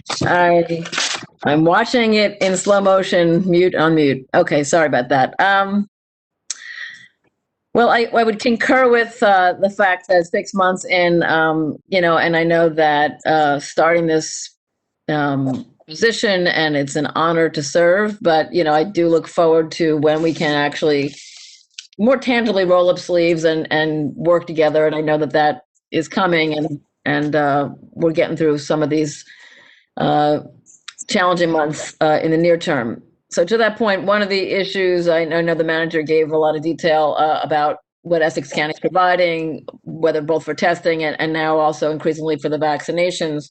I had one resident in town raise a concern that, and it may be at the county level, manager, but if you would make inquiries about whether, we're in 1A right now, and who's eligible in 1A are certain healthcare workers and people in related parts of that industry. And if folks are not needing to provide evidence of being eligible at that time, it seems some people might be jumping the line. And I don't know if people have that much anxiety that they need to do that, but there was a concern raised, and perhaps you can just make inquiries if there's some basic level of eligibility for that slot. I think different jurisdictions may be handling it differently. So just one throw out about that, since we covered it earlier. But what I wanted to speak about for a few moments, and Councilor Russo did raise that, of course, 2 weeks from yesterday, Monday the 18th, is when we observe Martin Luther King Day and celebrate the life of and the life and legacy of Dr. King. A few things that I'm thinking about, and I know even in the holiday greetings, I talked about how each of us has the opportunity to be a light. We're dealing in the darkest times of the year. We're moving toward the light, but we also can be stand up. We can stand up in different ways to be light and bring light to others.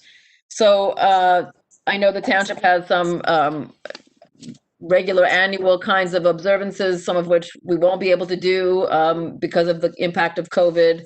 Activities with the fire department and other parties. I think Montclair State has moved their efforts to some virtual sort of opportunities. But there are still things that I think we can try and do. And in the scope of thinking about this, I did make at least an inquiry of Tony's Kitchen, obviously one of a very staple of our community, and certainly here in the 3rd Ward where it's based. Certainly they serve broader than the 3rd Ward in the whole town. In fact, it's a broad organization service area. So I wanted to confirm for folks here tonight that they will be doing a community project. Signups, of course, will be all through their own site. There'll be opportunities to put together packages, I believe, that might support seniors in the community.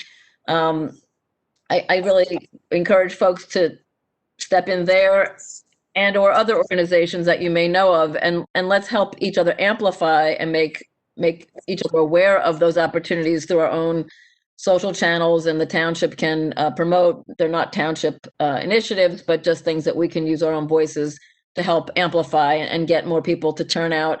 There is such great need now, as there always is, but we're in this particular time coming through COVID that there really is great need. So to that end, I'm sure it's something that they may be already planning, but if we can call upon houses of worship to consider doing, whether they be food drives or, I understand that toiletries are in great demand as well. So any of those kinds of initiatives, I think we each have our own sphere of influence and conversation that we can be amplifying and seeking to kind of create those additional, platforms. And again, this is what lots of folks already have in mind, but Dr. King and the observance of sort of a day on of service is just, it's a marker. So it's one that we can actually build our attention toward. And I just encourage folks to, use all the opportunity that you have to do good that day and to amplify that. It's a good way of starting off the year. So given the lateness of the hour, I think I will see the rest of my time, wish everybody a happy new year, and look forward to our future endeavors together. Thank you. Just on a note for all those ceding their time after talking for all of their time, that's not the way it works. Whether it be Mr. Manager, my council colleague, the deputy mayor, I appreciate all the cedings of time, but by the way, there's no limit on our time. So talk as long as we want. But in all seriousness, thank you for those comments. And I think that's important to remember. It's about service, with Dr. King. And, thank you for reminding us and mentioning to everybody some of the opportunities are out there. So much appreciated. Now we'll go to our second ward councilwoman, Councilwoman Schlager. No, I'm good. Thank you.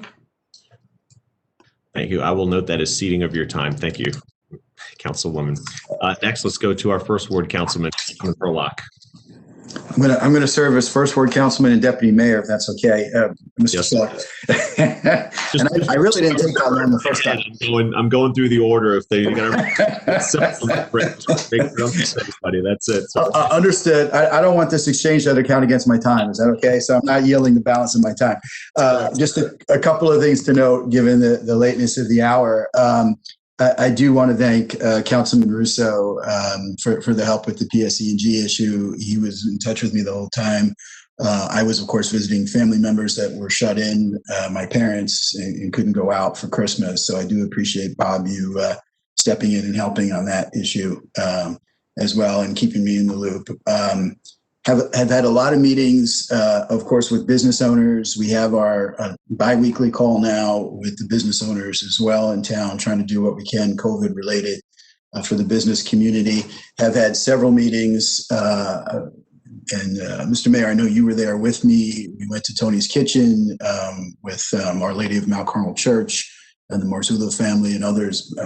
Former Chief Russo was with us there as well that day, and also made a stop over at the Human Needs Food Pantry as well. Obviously, with this holiday season, particularly with COVID and all that's going on, the need is great. The expansion that we have seen at both facilities, particularly Tony's Kitchen, is immense, which gives you a flavor of what the need is out there. So please continue to try to help where you can, in line with Dr. King's service message for coming up in the next 2 weeks.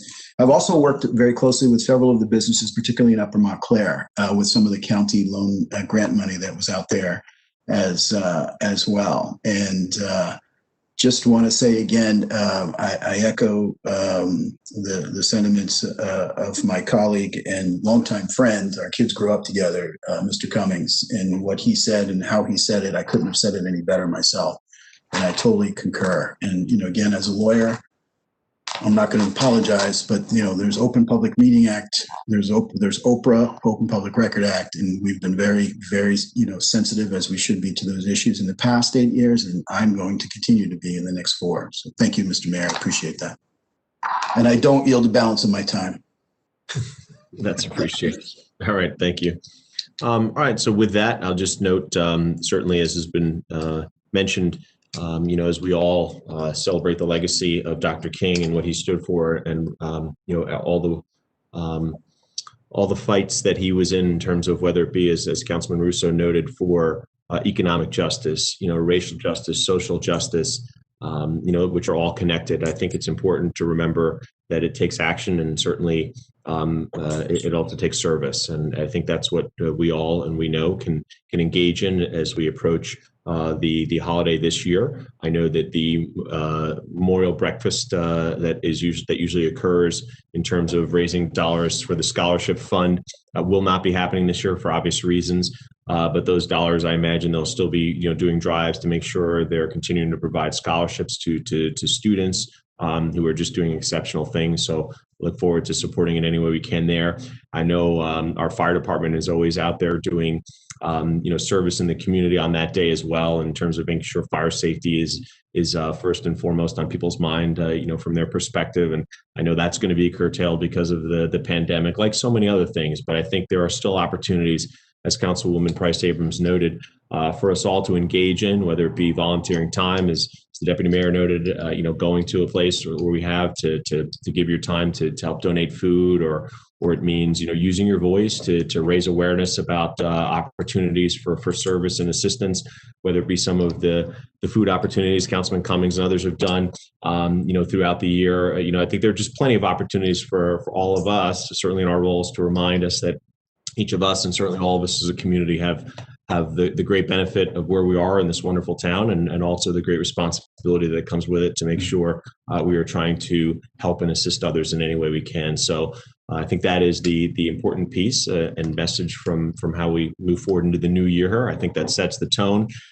We are all coming through an unbelievably difficult year given the pandemic, certainly unprecedented times for so many.